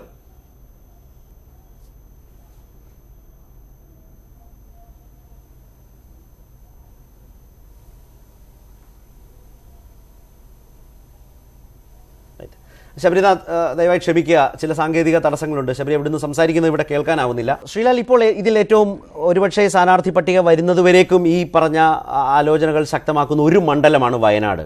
സിദ്ദിഖിൻ്റെ പേര് കേട്ടു, DCC പ്രസിഡന്റ് വി പ്രകാശിൻ്റെ പേര് കേട്ടു. ഇപ്പോൾ ഏറ്റവും ഒടുവിൽ അബ്ദുൾ മജീദ്, ഞാനൊക്കെ കേട്ടത് ഐ ഗ്രൂപ്പിൻ്റെ ലേബലിൽ വരുന്ന സ്ഥാനാർത്ഥിയാണ്, മുസ്ലിം സംഘടനകളുമായി നല്ല ബന്ധമുള്ളയാളാണ്, വളരെ പ്രധാനപ്പെട്ട ഒരു ലീഗ് ഉന്നത നേതാവിൻ്റെ ബന്ധുവാണ്, ആ നിലയിലൊക്കെ വലിയ സ്വീകാര്യത വരുന്നു എന്ന് കേട്ടു. അപ്പോൾ ഈ പ്രതീക്ഷിച്ച നേതാക്കൾ ഇപ്പോൾ ഷാനിമോൾ ഉസ്മാൻ വയനാട് ആഗ്രഹിക്കുന്നു എന്ന് പറയുമ്പോഴും അബ്ദുൾ മജീദിന് ഒരു വലിയ പ്രയോറിറ്റി ഇപ്പോഴത്തെ ചർച്ചകളിൽ വന്നിട്ടുണ്ടോ? അബ്ദുൾ മജീദിന് പ്രയോറിറ്റി വന്നിട്ടുണ്ട്. അത് മാത്രമല്ല, അബ്ദുൾ മജീദിനാണ് ആ സീറ്റ് കിട്ടുന്നതെങ്കിൽ കേരള കോൺഗ്രസിനെ പറഞ്ഞു പറ്റിച്ചു എന്നുള്ളതേ നമുക്ക് പറയാൻ സാധിക്കുള്ളൂ. കാരണം മുസ്ലിം ലീഗ് 3 സീറ്റ് ചോദിച്ചിരുന്നു, കേരള കോൺഗ്രസ് 2 സീറ്റ് ചോദിച്ചിരുന്നു. കേരള കോൺഗ്രസിന് 1 സീറ്റ്, മുസ്ലിം ലീഗ് ആ സീറ്റ് ആ 3ാമത്തെ ക്ലെയിം എന്ന് പിന്മാറിയത് കൊണ്ട് കേരള കോൺഗ്രസിന് 2 എന്നുള്ളത് 1ലേക്ക് മാറ്റുന്നു എന്നുള്ളതാണ്. കാരണം ആ സീറ്റ് അബ്ദുൾ മജീദിനാണെങ്കിൽ മുസ്ലിം ലീഗിനുള്ള 3ാമത്തെ സീറ്റായിട്ട് അതിനെ കണ്ടാൽ മതി. അത് കോൺഗ്രസിന്റെ പട്ടികയിൽ പെടുത്തണോ വേണ്ടോ എന്ന് പിന്നീട് ആലോചിക്കേണ്ടി വരും. കോൺഗ്രസ് കൈപ്പത്തിലായിരിക്കും മത്സരിക്കുക, കൈപ്പത്തിലായിരിക്കും മത്സരിക്കുക. പക്ഷേ അദ്ദേഹത്തിന് അങ്ങനെ വരികയാണെങ്കിൽ അത് മുസ്ലിം ലീഗിന്റെ 3ാമത്തെ ലീഗിന് ഏറ്റവും സ്വീകാര്യതയുള്ള, അതാ ഞാൻ പറഞ്ഞത്, ലീഗിന്റെ പിന്നീട് സമസ്തയുടെ പിന്തുണ അദ്ദേഹത്തിനെയാണ് പൂർണ്ണമായിട്ടും കിട്ടുക എന്നാണ് ഞാൻ ശരിക്കും മനസ്സിലാക്കിയത്. അഡ്വക്കേറ്റ് ജയശങ്കർ, ഈ വയനാട്ടിൽ ഇപ്പോൾ ഈ രൂപത്തിൽ ഒരു പുതിയ ഡെവലപ്മെന്റ് കൂടി വന്നിട്ടുണ്ട്.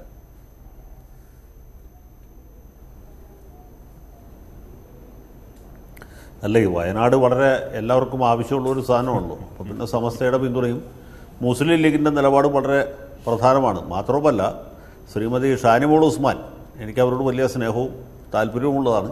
അവർ മത്സരിക്കേണ്ടതാണ്, ജയിക്കേണ്ടതാണ്. പക്ഷേ അവരെ മത്സരിപ്പിച്ചാൽ, പണ്ട് മലപ്പുറത്ത് സൈനബ എന്ന് പറഞ്ഞ PK സൈനബ മത്സരിച്ച പോലത്തെ ഒരു അപകടം സംഭവിക്കാനുള്ള സാധ്യതയുണ്ട്. PK സൈനബ അല്ലെങ്കിൽ ജയിക്കാൻ സാധ്യതയില്ലായിരുന്നു. പക്ഷേ സൈനബ മത്സരിച്ചതുകൊണ്ട് അഹമ്മദിൻ്റെ ഭൂരിപക്ഷം വളരെയധികം ഉയർന്നു എന്നുള്ളത് യാഥാർത്ഥ്യമാണ്. അത് കഴിഞ്ഞ് അടുത്ത തെരഞ്ഞെടുപ്പിൽ മറ്റൊരു സ്ഥാനാർത്ഥി വന്നപ്പോൾ ആ ഭൂരിപക്ഷത്തിന് വലിയ കുറവുണ്ടായി. അതിൻ്റെ കാരണം വെച്ചാൽ സൈനബ എന്നൊരു സ്ഥാനാർത്ഥി, ഒരു മുസ്ലിം സ്ത്രീ അവിടെ മത്സരിച്ചു എന്നുള്ളതാണ്. അതും തട്ടപ്പെടാത്തൊരു സ്ത്രീയായിരുന്നു. അതാണ് വേറൊരു പ്രത്യേകത. അപ്പോൾ ഇങ്ങനെയൊക്കെ ഒരുപാട് പ്രശ്നങ്ങളുള്ളൊരു സ്ഥലമാണ് വയനാട് മണ്ഡലത്തിൻ്റെ 3 അസംബ്ലി സെഗ്മെൻറ്റ്സ് മലപ്പുറം ജില്ലയിലാണ്. ഏറനാട്, അതുപോലെ വണ്ടൂർ, നിലമ്പൂർ. പിന്നെ വയനാട് ജില്ല പൂർണ്ണമായിട്ടും അത് തിരുവമ്പാടി മണ്ഡലത്തോട് ചേർന്നതാണ് ഈ പറയുന്ന വയനാട് പാർലമെൻറ്റ് മണ്ഡലം. അവിടെ മുസ്ലിം സമുദായത്തിനും ക്രിസ്ത്യൻ സമുദായത്തിനും ഹിന്ദു സമുദായത്തിനും ഏറെക്കുറെ തുല്യ നിലയിലുള്ള പ്രാതിനിധ്യമുള്ള ഒരു പ്രദേശമാണ്. കുടിയേറ്റക്കാർ ധാരാളമുള്ള ഒരു ഏരിയയാണ്. അവിടെ ഒരു ക്രിസ്ത്യൻ സ്ഥാനാർത്ഥി മത്സരിച്ചാലും ജയസാധ്യതയുണ്ട്. അതങ്ങനെ ഒരു മുസ്ലിം സ്ഥാനാർത്ഥിക്ക് വേണ്ടി തീരെഴുതേണ്ട മണ്ഡലമൊന്നുമല്ല. ഹിന്ദു സ്ഥാനാർത്ഥിയാണെങ്കിൽ തുല്യ നിലയിലുള്ള സാധ്യതയുണ്ട്. UDFൻ്റെ ഒരു ഉരുക്ക് കോട്ടയാണ്.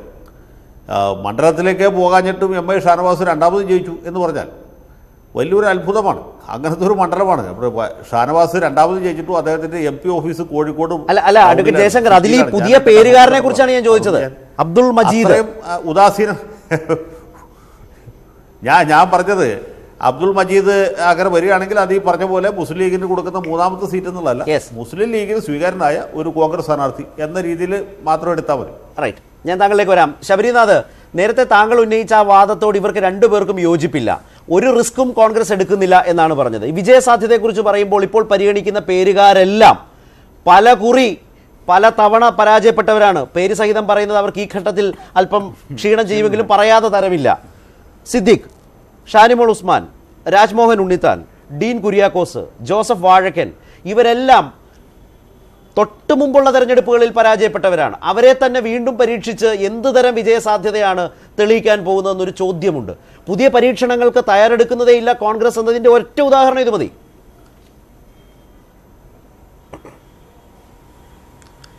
അല്ല, അതിലേക്ക് കടക്കുന്നതിന് മുമ്പ് നേരത്തെ ശ്രീ ജയശങ്കർ ശരത്തൊക്കെ പറഞ്ഞത് വലിയ അടിസ്ഥാനപരമായ ഒരു ഫ്ലോ ഉണ്ട്. ഈ വയനാട്ടിൽ നിന്ന് പറഞ്ഞ സ്ഥാനാർത്ഥികൾ, അത് ശ്രീമതി ഷാനിമോൾ ഉസ്മാൻ ആവട്ടെ, ശ്രീ സിദ്ദിഖ് ആവട്ടെ, അല്ലെങ്കിൽ ശ്രീ അബ്ദുൽ മജീദ് ആവട്ടെ, ഇവർ മൂവരും കോൺഗ്രസിന്റെ ശക്തരായിട്ടുള്ള പ്രവർത്തകർ തന്നെയാണ്. ശ്രീ സിദ്ദിഖ് ആ വയനാട് അടങ്ങുന്ന പ്രദേശങ്ങളിലുള്ള DCCയുടെ പ്രസിഡന്റാണ് എന്ന് മാത്രമല്ല, ശ്രീ അബ്ദുൽ മജീദിനെ കുറിച്ച് നിങ്ങളൊക്കെ പറഞ്ഞു മുസ്ലിം ലീഗിന്റെ നോമിനിയാണെന്ന്. അദ്ദേഹം KPCCയുടെ ഒരു ഭാരവാഹിയാണ്, KPCCയുടെ സെക്രട്ടറിയാണ്, മുമ്പും പല സീറ്റുകൾക്കൊക്കെ പരിഗണിക്കപ്പെട്ട ആളാണ്. പെട്ടെന്ന് ചാനലിൽ വന്ന് ശ്രീ അബ്ദുൽ മജീദ് കോൺഗ്രസ്സുകാരനല്ല എന്ന് പറയുന്നത് സ്ഥാനാർത്ഥി വയനാട് ശ്രീലാൽ ഉദ്ദേശം അത്രേ ഉള്ളൂ. ശക്തമായിട്ടുള്ള ഒരു സ്കോപ്പും ഇല്ല. അവിടെ ഏത് സ്ഥാനാർത്ഥി വന്നാലും, അത് ശ്രീ സിദ്ദിഖ് ആയാലും ശ്രീ അബ്ദുൽ മജീദ് ആയാലും ശ്രീമതി ഷാനിമോൾ ആയാലും കോൺഗ്രസിന് ഏറ്റവും ഡിസേർവിംഗ് ആയിട്ടുള്ള സ്ഥാനാർത്ഥികൾ തന്നെയാണ്. അതുമാത്രമല്ല, നിങ്ങൾ പറയുന്നത് വയനാട് പോലൊരു മണ്ഡലത്തിൽ നമ്മൾ സ്ഥാനാർത്ഥിയെ നിർത്തുമ്പോൾ തീർച്ചയായിട്ടും പ്രധാനപ്പെട്ട ഘടകകക്ഷിയായ മുസ്ലിം ലീഗിന് 3-4 സീറ്റുള്ള ഒരു നിയമസഭാ സെഗ്മെന്റുകളുള്ള പ്രദേശത്തിൽ ചർച്ച ചെയ്യണം. അതിൽ എന്താണ് തെറ്റ്? നിങ്ങൾ ഈ ഓരോ ആൾക്കാരുടെ നോമിനി എന്ന് പറയുമ്പോൾ, ഞാൻ പേരുകളിലേക്കൊന്നും കടക്കുന്നില്ല, നമ്മളെല്ലാം ഞെട്ടിച്ചുകൊണ്ട് പത്തനംതിട്ട സ്ഥാനാർത്ഥി വന്നു. അതിന്റെ കാര്യങ്ങളിലേക്ക് ഈ ചർച്ചയും കടക്കേണ്ട ആവശ്യമുണ്ട്. അതിലേക്ക് നമ്മൾ ആരും കടക്കുന്നില്ല. ഞാൻ പറഞ്ഞു വരുന്നത്, നിങ്ങൾ നേരത്തെ പറഞ്ഞ വിജയസാധ്യത നോക്കി തന്നെയാണ് കോൺഗ്രസ് സ്ഥാനാർത്ഥികൾ നിർത്തുന്നത്. നമ്മുടെ ഈ ഒരു പ്രൈം ടൈം തീരുന്നതിന് മുമ്പ് സ്ഥാനാർത്ഥികളെ നിശ്ചയിക്കണം, കളത്തിലിറങ്ങണമെന്ന് എനിക്കോ നിങ്ങൾക്കോ വാശി പിടിക്കാൻ പറ്റത്തില്ല. കോൺഗ്രസിന്റെ ഒരു വർക്കിംഗ് സ്റ്റൈൽ അതാണ്. ആ വർക്കിംഗ് സ്റ്റൈൽ അങ്ങനെ ഒരു വാശിയില്ല. കാരണം ഞങ്ങൾ ഈ പണിയുമായി ഇവിടെ തുടരും. പ്രൈം ഡിബേറ്റ് കഴിഞ്ഞാൽ അടുത്ത ബുള്ളറ്റിനുകളുണ്ട്. ഏത് നേരത്ത് കോൺഗ്രസ് ഏത് അർദ്ധരാത്രിക്ക് സ്ഥാനാർത്ഥിയെ തന്നാലും സ്വീകരിക്കാൻ ഞങ്ങൾ തയ്യാറായി ഇവിടെ ഉണ്ടാകും, പ്രേക്ഷകർക്ക് മുമ്പിൽ എത്തിക്കാൻ. ഇതിനു മുമ്പ് ഏത് കാലത്താണ് പാതിരാത്രി അല്ലാതെ സ്ഥാനാർത്ഥി പ്രഖ്യാപിച്ചത്? ഡൽഹിയിൽ നിന്ന് നല്ല അനുഭവമുള്ള ശ്രീലാൽ പറയുന്നുണ്ട്, പാതിരാത്രിയാണ് ഇതിന്റെ കണക്ക്. അതെ, 2 മണിക്ക് AK ആന്റണി ചർച്ച കഴിഞ്ഞ് പോയത് ഞാൻ കണ്ടിട്ടില്ല. ഞാൻ പറയട്ടെ, ഇത് വളരെ നേരത്തെയാണ്. അതെ, ഇത്തവണ വളരെ നേരത്തെയാണ്. അത് അഹമ്മദ് പട്ടേലിന്റെ കാലത്ത് മുരളീധരൻ അഹമ്മദ് പട്ടേലിന്റെ പേര് നമ്മൾ മറക്കരുത്. ഇന്ത്യക്ക് സ്വാതന്ത്ര്യം കിട്ടിയത് പാതിരാത്രിയിലാണ്. പിന്നെയാണ് ആ ശൈലി കോൺഗ്രസ് തുടരുകയാണ്. സ്ഥാനാർത്ഥി നിർണയത്തിലും K മുരളീധരൻ അഹമ്മദ് പട്ടേലിന്റെ പേരുണ്ട്, പാതിരാ പട്ടേൽ. കഴിഞ്ഞ പ്രാവശ്യത്തേക്കാൾ ശബരിനാഥ്, K മുരളീധരൻ അഹമ്മദ് പട്ടേലിന്റെ പേരിനെ കുറിച്ചാണ് ശ്രീലാൽ പറഞ്ഞത്, പാതിരാ പട്ടേൽ. ജയശങ്കർ പറഞ്ഞത് ശരിയാണ്. അർദ്ധരാത്രിയിൽ സ്വാതന്ത്ര്യം കിട്ടിയ രാജ്യത്ത് അർദ്ധരാത്രിയിലാണ് സ്ഥാനാർത്ഥി പട്ടിക പലപ്പോഴും കോൺഗ്രസ് ഉണ്ടാക്കിയിട്ടുള്ളത്. അതുകൊണ്ട് ഇത്തിരി നേരത്തെയാണിത്. അല്ല, BJP ആയിട്ടില്ലല്ലോ സ്ഥലത്തെ. BJP ഇപ്പോഴും ആലോചിക്കുക. ഒരു നിമിഷം. പ്രതിപക്ഷ നേതാവ് ഇപ്പോൾ ഡൽഹിയിൽ മാധ്യമങ്ങളെ കാണുന്നു. ചർച്ച കഴിഞ്ഞു എന്നതിന്റെ സൂചനയായി അത് എടുക്കുകയാണ്. ശബരിനാഥ്, ദാ വരുന്നു പ്രതിപക്ഷ നേതാവ്.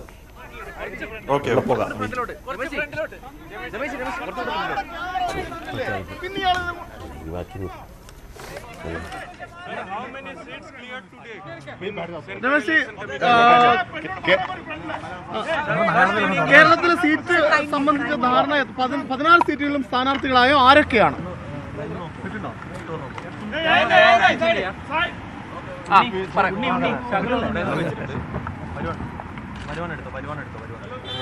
സെൻട്രൽ ഇലക്ഷൻ കമ്മിറ്റിയുടെ യോഗം ഇന്ന് അവസാനിച്ചിരിക്കുകയാണ്. 3 സീറ്റുകൾ ഒഴികെ ബാക്കി എല്ലാ സീറ്റുകളിലെയും സ്ഥാനാർത്ഥികളെ നിശ്ചയിച്ചു കഴിഞ്ഞിരിക്കുകയാണ്. ഓൾ ഇന്ത്യ കോൺഗ്രസ് കമ്മിറ്റിയിൽ നിന്ന് നിങ്ങൾക്ക് ഇത് സംബന്ധമായിട്ടുള്ള അറിയിപ്പ് 1 മണിക്കൂറിൽ കിട്ടുന്നതാണ്. വയനാട്, ആലപ്പുഴ ആൻഡ് ആറ്റിങ്ങൽ, ഈ 3 സീറ്റുകളിൽ തീരുമാനമായിട്ടുണ്ട്. എന്തായാലും തർക്കം ഒരു തർക്കവുമില്ല. അത് ഓൾ ഇന്ത്യ കോൺഗ്രസ് കമ്മിറ്റി തീരുമാനിക്കും. അതിന്റെ തർക്കം അതിപ്പോൾ ഒരു മണിക്കൂറുള്ള സ്ഥാനാർത്ഥിയുടെ പേര് പ്രഖ്യാപിക്കും. അല്ല, ഈ 3 മണ്ഡലങ്ങളിലെ അവശേഷിക്കുന്ന അത് പ്രഖ്യാപിക്കാൻ ഞങ്ങൾക്ക് യാതൊരു അധികാരവുമില്ല. അത് ഓൾ ഇന്ത്യ കോൺഗ്രസ് കമ്മിറ്റി മാത്രമാണ് തീരുമാനിക്കുന്നത്. ഹൈക്കമാൻഡാണ് തീരുമാനിക്കുന്നത്. 3 സീറ്റുകൾ മാറ്റിവെക്കുന്നത് കാരണം പറയാമോ? അതിന്റെ കാരണം എന്ന് പറഞ്ഞാൽ കുറച്ചുകൂടെ ഡിസ്കഷൻ ആവശ്യമുണ്ട്. കുറച്ചുകൂടി ഡിസ്കഷൻ ആവശ്യമുള്ളത് കൊണ്ട് അത് കോൺഗ്രസ് പ്രസിഡന്റ് തീരുമാനിക്കുകയാണ്. അത്രേ ഉള്ളൂ, വേറെ കാര്യമൊന്നും. ഇനി CEC കൂടേണ്ട കാര്യമില്ല. ആകെ കേരളത്തിൽ മൊത്തം 20 സീറ്റാണ്. 4 എണ്ണം ഘടകകക്ഷികൾ മത്സരിക്കുന്നു, 2 എണ്ണം മുസ്ലിം ലീഗ് മത്സരിക്കുന്നു, 1 കേരള കോൺഗ്രസ് M മത്സരിക്കുന്നു, 1 RSP മത്സരിക്കുന്നു. പറഞ്ഞു ബാക്കി 16 സീറ്റിലും കോൺഗ്രസ് ആണ് മത്സരിക്കുന്നത്. കൈപ്പത്തി ചിഹ്നത്തിലുള്ള സ്ഥാനാർത്ഥികളായിരിക്കും. KPCC പ്രസിഡന്റ് ഇവിടെ പറഞ്ഞതുപോലെ 16 സീറ്റിൽ 13 സീറ്റിലെ ഈ സ്ഥാനാർത്ഥികളുടെ അന്തിമ തീരുമാനം രാഹുൽ ഗാന്ധിയുടെ അധ്യക്ഷതയിൽ കൂടിയ കേന്ദ്ര തെരഞ്ഞെടുപ്പ് സമിതി യോഗം തീരുമാനിച്ചിട്ടുണ്ട്. അത് ഒരു അരമണിക്കൂറിനകം AICCയിൽ നിന്ന് റിലീസ് ചെയ്യും. നിങ്ങൾക്ക് ആ ലിസ്റ്റ് കിട്ടും. 3 സീറ്റിന്റെ പ്രഖ്യാപനം നാളെ ഉണ്ടാവുള്ളൂ. കാരണം അത് കുറച്ചുകൂടെ ചർച്ച ആവശ്യമുണ്ടെന്നുള്ളത് കൊണ്ടാണ്. വേറെ ഒരു തർക്കവും അതിനെ സംബന്ധിച്ചില്ല. ദയവായി ആ തർക്കം നിങ്ങൾ കൊടുക്കരുത്. യാതൊരു തർക്കവുമില്ല. 1-2 കാര്യങ്ങളെ സംബന്ധിച്ചൊരു ഡീറ്റെയിൽ ആയി ഞങ്ങൾ മാത്രമാണ് ഇതിലുണ്ടായിരുന്നത് ഇലക്ഷൻ കമ്മിറ്റിയിൽ. അപ്പോൾ കുറച്ച് ആളുകളോട് കൂടി സംസാരിക്കാനുള്ളത് കൊണ്ടാണ് ഇത് മാറ്റിവെച്ചിട്ടുള്ളത്. അത് നാളെ വൈകാതെ നാളെ തന്നെ വൈകുന്നേരത്തിനുള്ളിൽ തന്നെ തീരുമാനിക്കപ്പെടും എന്നുള്ളതാണ് വിശ്വാസം. സിറ്റിംഗ് എംപിമാരെല്ലാം തുടരുമോ? അതെല്ലാം നിങ്ങൾക്ക് അരമണിക്കൂറിനകം കിട്ടുമല്ലോ. എന്തിനാണ് ഞങ്ങളോട് ചോദിക്കുന്നത്? സീറ്റുകളിൽ ഉമ്മൻചാണ്ടിയുടെ താല്പര്യം കൂടി അറിയാൻ വേണ്ടിയാണ്. ഉമ്മൻചാണ്ടിയുമായിട്ട് ഞങ്ങൾ സ്ക്രീനിങ് കമ്മിറ്റി സംസാരിച്ച് ഞങ്ങൾ 3 പേരും കൂടെ എടുത്ത ഏകകണ്ഠമായ തീരുമാനത്തിന്റെ അടിസ്ഥാനത്തിൽ തന്നെയാണ് ഈ ലിസ്റ്റ് സെൻട്രൽ ഇലക്ഷൻ കമ്മിറ്റി പോയിട്ടുള്ളത്.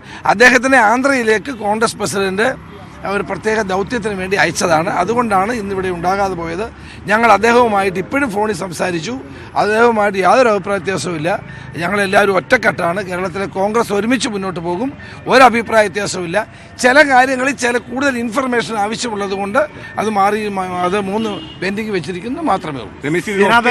ഘട്ടത്തിൽ തന്നെ മുഴുവൻ സ്ഥാനാർത്ഥികളുടെയും പേര് പ്രഖ്യാപിക്കാതിരിക്കുന്നത് KPCCയുടെ ചരിത്രത്തിൽ തന്നെ ആദ്യമായിട്ടാണ്. ആര് പറഞ്ഞു? നിങ്ങൾക്ക് ചരിത്രം നിങ്ങൾ കൊച്ചുകുട്ടികളെ ഇതിനകത്ത് യുവാക്കൾക്കും സ്ത്രീകൾക്കും ഉള്ള വനിതകൾക്കും ഉള്ള പ്രാതിനിധ്യം എത്രയുണ്ടെന്ന് See, there are total 20 seats in Kerala, and today the Central Election Committee, headed by Sri Rahul Gandhi, the Congress President, has approved 13 names from Kerala.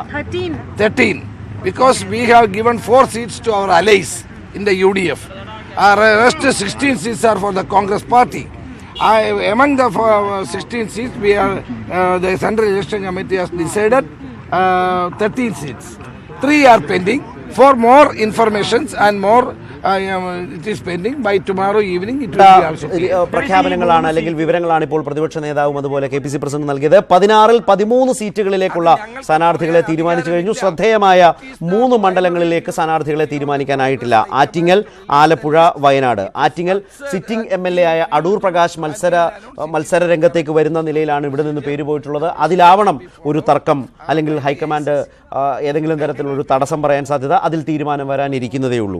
ആലപ്പുഴയിൽ KC വേണുഗോപാലിന് പകരം ഷാനിമോൾ ഉസ്മാന്റെ പേര് വരുമ്പോൾ ഷാനിമോൾ ഉസ്മാൻ ആഗ്രഹിക്കുന്നത് വയനാടാണ് എന്ന പ്രശ്നം. അവിടെ ഷാനിമോൾ ഉസ്മാൻ അടക്കം TC അടക്കം ഒരു പിടി പേരുകൾ നിൽക്കുന്ന സാഹചര്യം. അത് എനിക്ക് തോന്നുന്നു അതുകൊണ്ട് ആലപ്പുഴയും വയനാടും തമ്മിലുള്ള തർക്കം വളരെ പ്രസക്തമായ നിലയിൽ ബന്ധപ്പെട്ട് നിൽക്കുന്നതാണ്. ആറ്റിങ്ങൽ അടൂർ പ്രകാശിന്റെ സ്ഥാനാർത്ഥിത്വവുമായി ബന്ധപ്പെട്ട് കൂടിയാവണം ഈ 3 എണ്ണം ഒഴിച്ചിട്ടത് എന്ന് തോന്നുന്നു. ശ്രീലാൽ, ഒന്ന് ചുരുക്കത്തിൽ വേഗത്തിൽ പറഞ്ഞാൽ. ആറ്റിങ്ങലും ഷാനിമോൾ ഉസ്മാന്റെ പേരുണ്ടായി. ആറ്റിങ്ങലിൽ ആദ്യം കേട്ട പേര് ഷാനിമോൾ ഉസ്മാന്റെ പേരായിരുന്നു. അതിനുശേഷം ആലപ്പുഴയിൽ അടൂർ പ്രകാശിന്റെ പേരും വന്നു. പിന്നീടാണ് ഇത് അങ്ങോട്ടും ഇങ്ങോട്ടും മാറി വന്നത്. ഷാനിമോൾ ഉസ്മാൻ മത്സരിക്കാൻ ആഗ്രഹിക്കുന്നത് വയനാട്ടിലുമാണ്. അതുകൊണ്ട് ഈ 3 മണ്ഡലങ്ങളുടെയും ഒരു കോമൺ ഫാക്ടർ എന്ന് പറയുന്നത് ഷാനിമോൾ ഉസ്മാനാണ്. റൈറ്റ്. അഡ്വക്കേറ്റ് ജയശങ്കർ, അതിനു മുമ്പ് ശ്രീ ശബരിനാഥ്, ഇപ്പോൾ വന്ന ഈ വിവരങ്ങളും ഇവരുടെ നേതാക്കളുടെ പ്രതികരണവും കാണുമ്പോൾ താങ്കളുടെ ഒരു വിലയിരുത്തൽ എന്താണ്? 16-ൽ 13, 3 ഒഴിച്ചിട്ടു. അല്ല, 16 16-ൽ 13 സീറ്റുകൾ നമ്മൾ നിശ്ചയിച്ചിട്ടുണ്ട്.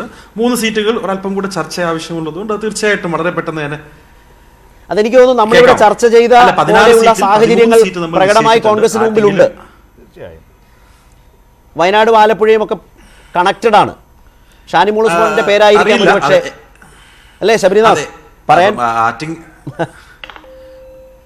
അറിയില്ല. എനിക്കതിന്റെ കാര്യങ്ങളിൽ കൂടുതൽ വെളിച്ചം വീശാൻ കഴിയുന്ന ഒരാളല്ല ഞാൻ. ഞാൻ പ്രതിദാനം ചെയ്ത മണ്ഡലമൊക്കെ ആറ്റിങ്ങലിലാണ്. അപ്പൊ അതൊക്കെ കാര്യങ്ങൾ നമ്മൾ വിചാരിക്കുന്ന പോലെ തന്നെ വരും എന്നാണ് നമ്മുടെയൊക്കെ വിശ്വാസം. ഈ അടൂർ പ്രകാശ് ഒരു സിറ്റിംഗ് MLA മത്സരിക്കണമെങ്കിൽ ഹൈക്കമാൻഡിന്റെ പ്രത്യേക അനുമതി കൂടി വേണ്ടതുണ്ട്, അല്ലേ?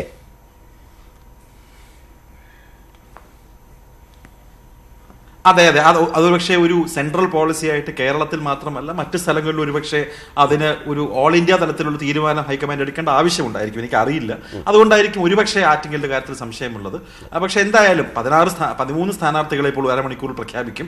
അതുമല്ല, നമ്മൾ ഇപ്പോൾ സ്ഥാനാർത്ഥിയെ പ്രഖ്യാപിക്കുന്ന ഒരു ട്രെൻഡ് കാണുകയാണെങ്കിൽ നമ്മൾ എല്ലാ സംസ്ഥാനങ്ങളിലും സ്ഥാനാർത്ഥികളെ ഒരുമിച്ച് ഇപ്പോൾ പ്രഖ്യാപിക്കുന്നില്ല. ഇപ്പോൾ UP ആണെങ്കിലും ചെറിയ സംസ്ഥാനങ്ങളിൽ പോലും 2 ഘട്ടമായിട്ടൊക്കെയാണ് പ്രഖ്യാപിക്കുന്നത്. ഞാനത് ന്യായീകരിക്കുകയല്ല, പക്ഷേ എന്തായാലും നല്ല സ്ഥാനാർത്ഥികൾ തന്നെ ആറ്റിങ്ങലും ആലപ്പുഴയിലും വയനാടും വരും. ഈ 3 നമ്മൾ വിജയിക്കുകയും ചെയ്യും. അഡ്വക്കേറ്റ് ജയശങ്കർ ഇപ്പോൾ പറഞ്ഞത് വെച്ച് അവസാനമായ ഒരു വാചകം എന്താണ് പറയാനുള്ളത്? അല്ല, ഞാനിതിനെ പോസിറ്റീവായിട്ടാണ് എടുക്കുന്നത്. കോൺഗ്രസ് പോലെ ഒരു വലിയ പാർട്ടിയിൽ ഇത്രയും ഗ്രൂപ്പുകൾ, ഉപഗ്രൂപ്പുകളുള്ള ഒരു പാർട്ടിയിൽ 16-ൽ 13 പേരെ തീരുമാനിച്ചു എന്നുള്ളത് വളരെ പ്രധാനപ്പെട്ട കാര്യമല്ലേ? ബാക്കി 3 പേരുടെ കാര്യത്തിലല്ലേ ഇനി തീരുമാനം എടുക്കാൻ ബാക്കിയുള്ളൂ. അതും തീരുമാനം എടുക്കും. ബഹുമാനപ്പെട്ട AICC പ്രസിഡന്റ് ഒരു തീരുമാനം എടുക്കും. ആ തീരുമാനം എന്ത് തന്നെയാണെങ്കിലും ഇവിടുത്തെ ഗ്രൂപ്പ് മാനേജർമാരും ബന്ധപ്പെട്ട സമുദായ സംഘടനകളും മറ്റാളുകളും ഒക്കെ അംഗീകരിക്കേണ്ടതായിട്ടും വരും. പിന്നെ മത്സരിക്കുന്ന സ്ഥാനാർത്ഥികൾ നന്നായിട്ട് മത്സരിക്കുക, അവർ ജയിക്കാൻ ശ്രമിക്കുക എന്ന് മാത്രമേ ബാക്കിയുള്ളൂ. ശ്രീ ജേക്കബ് ജോർജ്, കോഴിക്കോടൊപ്പം തീരുമാനം, കോഴിക്കോടല്ല, ഇടുക്കി എറണാകുളം റെഡിയായി. പക്ഷെ അത് ആരെന്നുള്ളൊരു പ്രശ്നം ഇപ്പോഴും. അതെ അതെ, വയനാട് ശരിയായിട്ടില്ല. അത് നേരത്തെ ഇവർ സമ്മതിച്ചല്ലോ. തൃശ്ശൂർ ചാലക്കുടി ആയിട്ടുണ്ട്. തൃശ്ശൂർ ചാലക്കുടി തർക്കം നേരത്തെ ഇല്ലായിരുന്നു. തൃശ്ശൂർ ഈ പറഞ്ഞ പോലെ TN പ്രതാപന് സാധ്യത, ചാലക്കുടി ബെന്നി ബെഹനാൻ അങ്ങനെ വലിയ ആലവിലേക്കൊക്കെ തീർന്നു കാണും. ഇടുക്കിയിൽ ജോസഫ് വാഴക്കനാണോ ഡീൻ കുര്യാക്കോസ് ആണോ? അതിന്റെ ഒരു സാധ്യത ഡീൻ കുര്യാക്കോസിനാവാൻ തന്നെയാണ് കാര്യങ്ങൾ പോകുന്നത്. അങ്ങനെയാണെങ്കിൽ അത് പിന്നെ ഒരു ശ്രദ്ധേയ കേന്ദ്രം വടകരയാണ്. അല്ലെ, സിദ്ദിഖിനെ അനുസരിച്ചിരിക്കും അതുപോലെ വടകര സ്ഥാനം. എന്താണ് സാർ?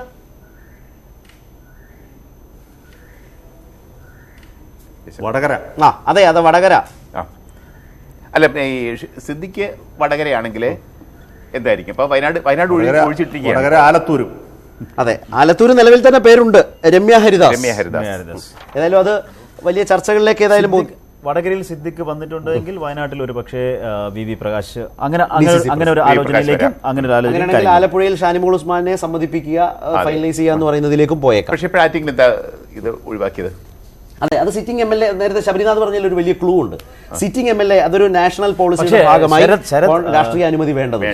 അതിന് അധികാരമുള്ള സമിതിയാണ് ഈ തെരഞ്ഞെടുപ്പ് സമിതി. ഈ സമിതിയിലാണ് ഏറ്റവും അവസാനത്തെ, ഇതിന് മുകളിലേക്ക് ഒരു സമിതി വേണ്ട. പ്രസിഡന്റിന് രാഹുൽ ഗാന്ധിക്ക് വിട്ടിരിക്കുകയാണല്ലോ, അദ്ദേഹം അത് അനുവദിക്കണം എന്നുള്ളതാണ് ഇവരുടെ ആവശ്യം തോന്നുന്നത്. ഏതായാലും 16-ൽ 13 സ്ഥാനാർത്ഥികളെ കോൺഗ്രസ് തീരുമാനിച്ചു കഴിഞ്ഞു. അല്പസമയത്തിനകം പട്ടിക കോൺഗ്രസ് നേതൃത്വം പുറത്തുവിടും. 3 മണ്ഡലങ്ങളിലെ സ്ഥാനാർത്ഥി നിർണയം ഒഴിച്ചിട്ടിരിക്കുന്നു: ആറ്റിങ്ങൽ, ആലപ്പുഴ, വയനാട്. അത് നാളെ സ്ഥാനാർത്ഥിയെ സംബന്ധിച്ച തീരുമാനം ഉണ്ടാകുമെന്നുമാണ് ഈ നേതാക്കൾ പറഞ്ഞത്. ഏതായാലും കോൺഗ്രസ് സ്ഥാനാർത്ഥി നിർണയം ഗ്രൂപ്പ് വീതം വെക്കലായി മാറിയോ പല മണ്ഡലങ്ങളിലെങ്കിലും എന്ന ചോദ്യമുണ്ട്. അങ്ങനെയാണ് എന്ന് 66% ആളുകൾ FB പോളിലൂടെ വിലയിരുത്തുന്നു. അങ്ങനെയല്ല എന്ന് കരുതുന്നവർ 34%. വളരെയധികം നന്ദി ശബരിനാഥ്, അഡ്വക്കേറ്റ് ജയശങ്കർ, ശ്രീ ജേക്കബ് ജോർജ്, TJ ശ്രീലാൽ സഹകരിച്ചു. പ്രൈം ഡിബേറ്റ് അവസാനിക്കുന്നു.